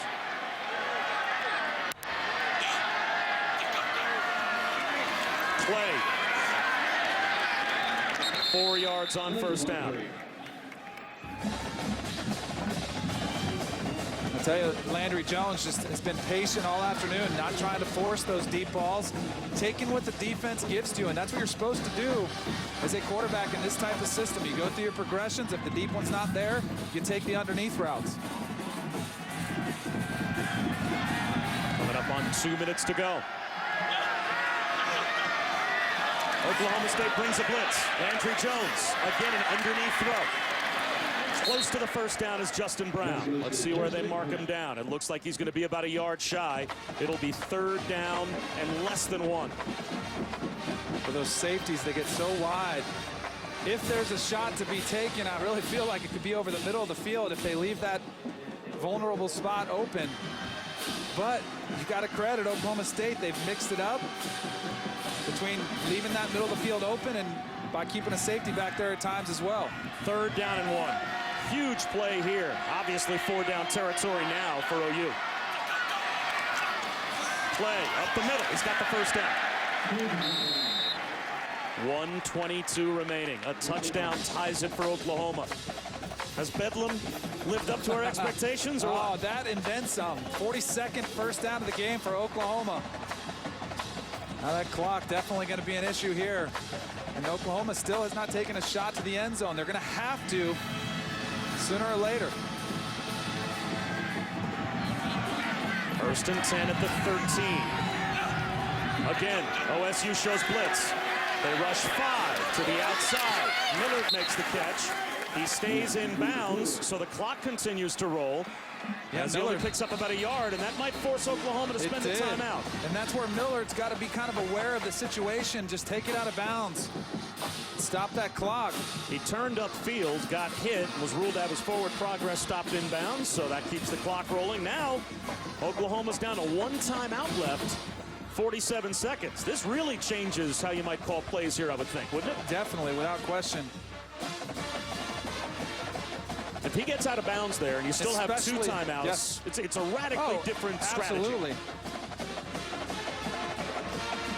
But still, you know, I really feel like that middle of the field has been an area, and the way that they've been completing passes, a lot of them underneath where they're over the middle of the ball, but they're short, and then you tackle them and that clock is moving. So what seems like a little, that's why coaches practice so many situations, so that you're aware of that. You teach your players, hey, if that's the situation, you've got to get out of bounds and save those timeouts. Inside the 3-yard line would still be a first down for Oklahoma State, or for Oklahoma, pardon me. And you can see the record-setting day that Landry Jones has had, but faced with 2nd down and 9. 47 seconds to go. There's the slant, Justin Brown. That should be a first down, and that'll stop the clock.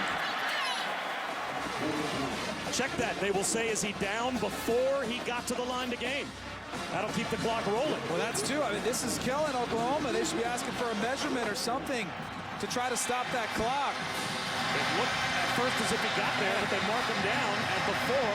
Now we're down to 23 seconds to go. And still not a whole lot of urgency for Oklahoma. They need to get the snap off. Jones, end zone, low throw. Touchdown! The true freshman Sterling Shepard. Now they're saying it's incomplete. The back judge came in, said he had a better angle. 2 different calls in the play by the officials. One had touchdown, one signaled incomplete. The official on the far side of the field absolutely signaled touchdown. Incomplete pass.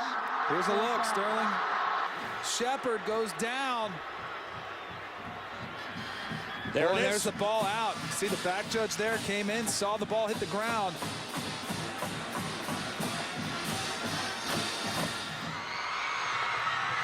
Now the pass break up there, a lot of contact too before that. And red zone issues continue for Oklahoma now with Blake Bell in the game. Blake Bell in the game on 4th down and 1. He takes the snap.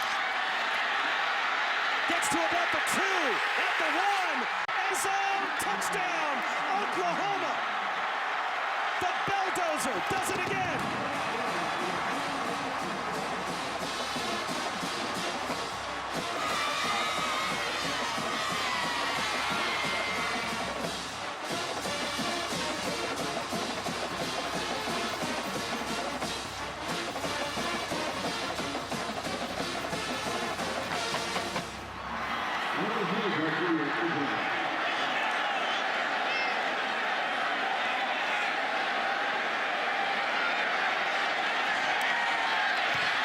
The point after is good.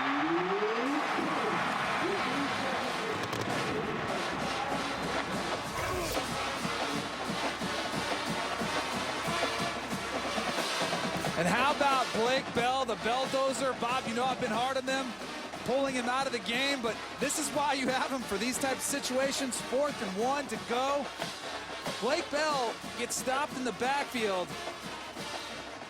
Right there's a guy on his legs, hurdles him, and then he gets met at the 1 or 2 yard line and just runs over number 19, Broderick Brown for Oklahoma State. Boy, it must be nice to be 6'6", 254 pounds, put your nose down and find that goal line. The other thing, too, that I think is impressive, Bob Stoops and his coaching staff, they were ready. Because you had 2 different calls on what could have been, and they thought, obviously, from their sideline was a touchdown reception by Sterling Shepard. What they quickly realized was, hey, they ruled that incomplete. In spite of the fact that one of the officials signaled touchdown, it's 4th and 1. And they made the quick personnel change, got Bell on the field on 4th down and 1, and they get the touchdown. You talk, Danny, all the time about the different situations the coaching staffs prepare for. They were prepared there. The squib kick. And we are headed to overtime in the Bedlam rivalry game between Oklahoma State and Oklahoma. We will step aside for 30 seconds and come right back with bonus football.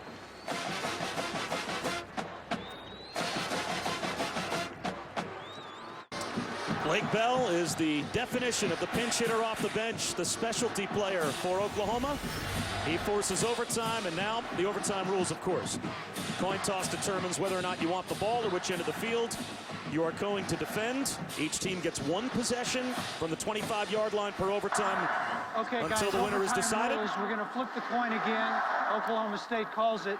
The winner of the toss chooses offense, defense, or which end of the field we're going to play on.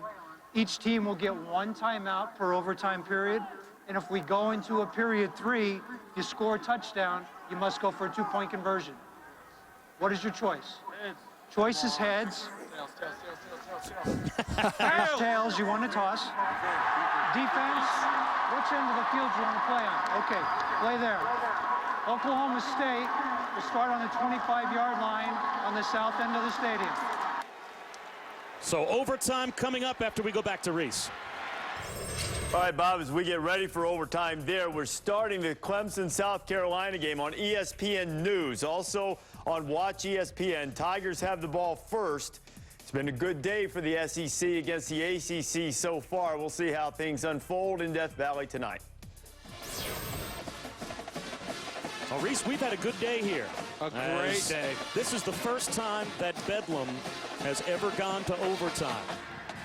So overtime will decide it between Oklahoma State and Oklahoma for the first time ever. And how about Clint Shelf? Oh. Talk about this stage, Danny. But you know what? He had an exceptional 3 quarters. The 4th quarter slowed down a little bit. He had a hot hand early.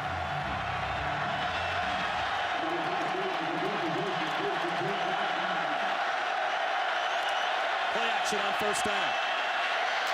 Shelf to the outside to about the 16-yard line. Biggest key for Clint Shelf is just to stay within himself, keep throwing through his progressions, treat it like you have been all game. 2nd and 1 after the Anderson catch. Randall. And now they're back in the red zone. And you made a great point. This game now basically comes down to red zone offensive execution. And if you would compare it to the rest of the game, Oklahoma State is 5 for 5 with 5 touchdowns in their red zone possessions. Oklahoma on 8 possessions has 4 touchdowns, 2 field goals, a missed field goal, and a fumble. So Oklahoma State 100% on the afternoon in the red zone.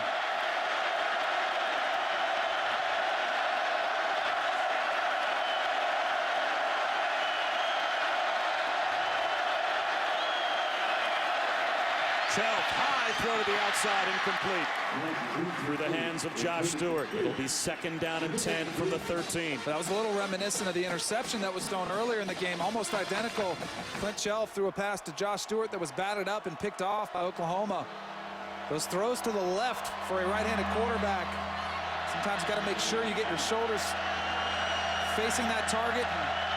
Clint Shelf struggled there, but now that every play is crunch time, got to be perfect.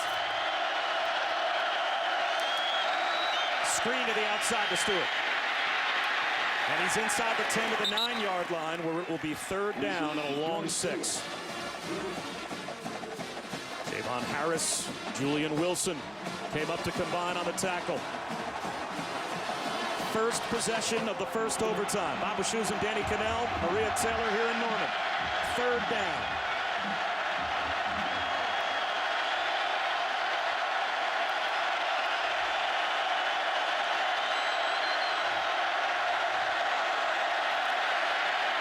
Shelf at the goal line, tipped around, but it's incomplete. Intended for Blake Jackson.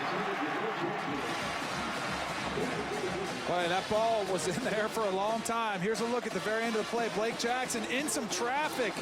Ball thrown a little bit behind him. And Clint Shelf, for the first time, just looked a little indecisive on where he wanted to go with that ball. Was holding it quite a long time. Oklahoma State, for the first time this afternoon, when they've gotten the ball in this situation, they'll have to settle for the field goal. So it's Quinn Sharp from 26 yards out to try and score first. Play clock winding down. They get the snap off, and Sharp puts it right down the middle. Still in all, though, that's the first time that we have seen Oklahoma get the red zone stop on defense. It just shows you the magnitude of the situation. Things change. Guys start playing a little differently. You start squeezing the ball a little bit tighter. Those receivers got to look to pass in, but you know, it's where great players step up. A lot of guys like that situation. And now you, a former quarterback, flip it around. Now you're Landry Jones. It's a senior, your last home game on senior day, your last opportunity in the Bedlam rivalry game. You have at times had a love-hate relationship with your fan base, and now you have a chance to beat Oklahoma State in overtime and close out your home career. Well, you can't ask for a better situation. You got to love this opportunity. And don't forget, the Big 12 is still wide open if Kansas State does happen to stumble against Texas.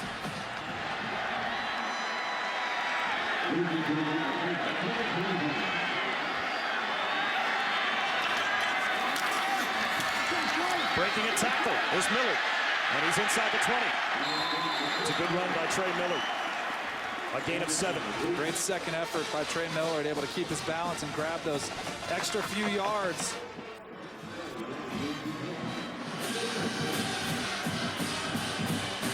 Landry Jones' last 2 games is over 1,000 yards.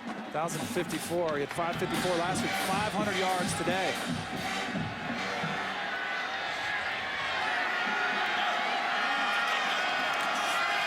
This time, it's Brennan Clay. He busts free. Clay at the 5. Touchdown! And Bedlam's over.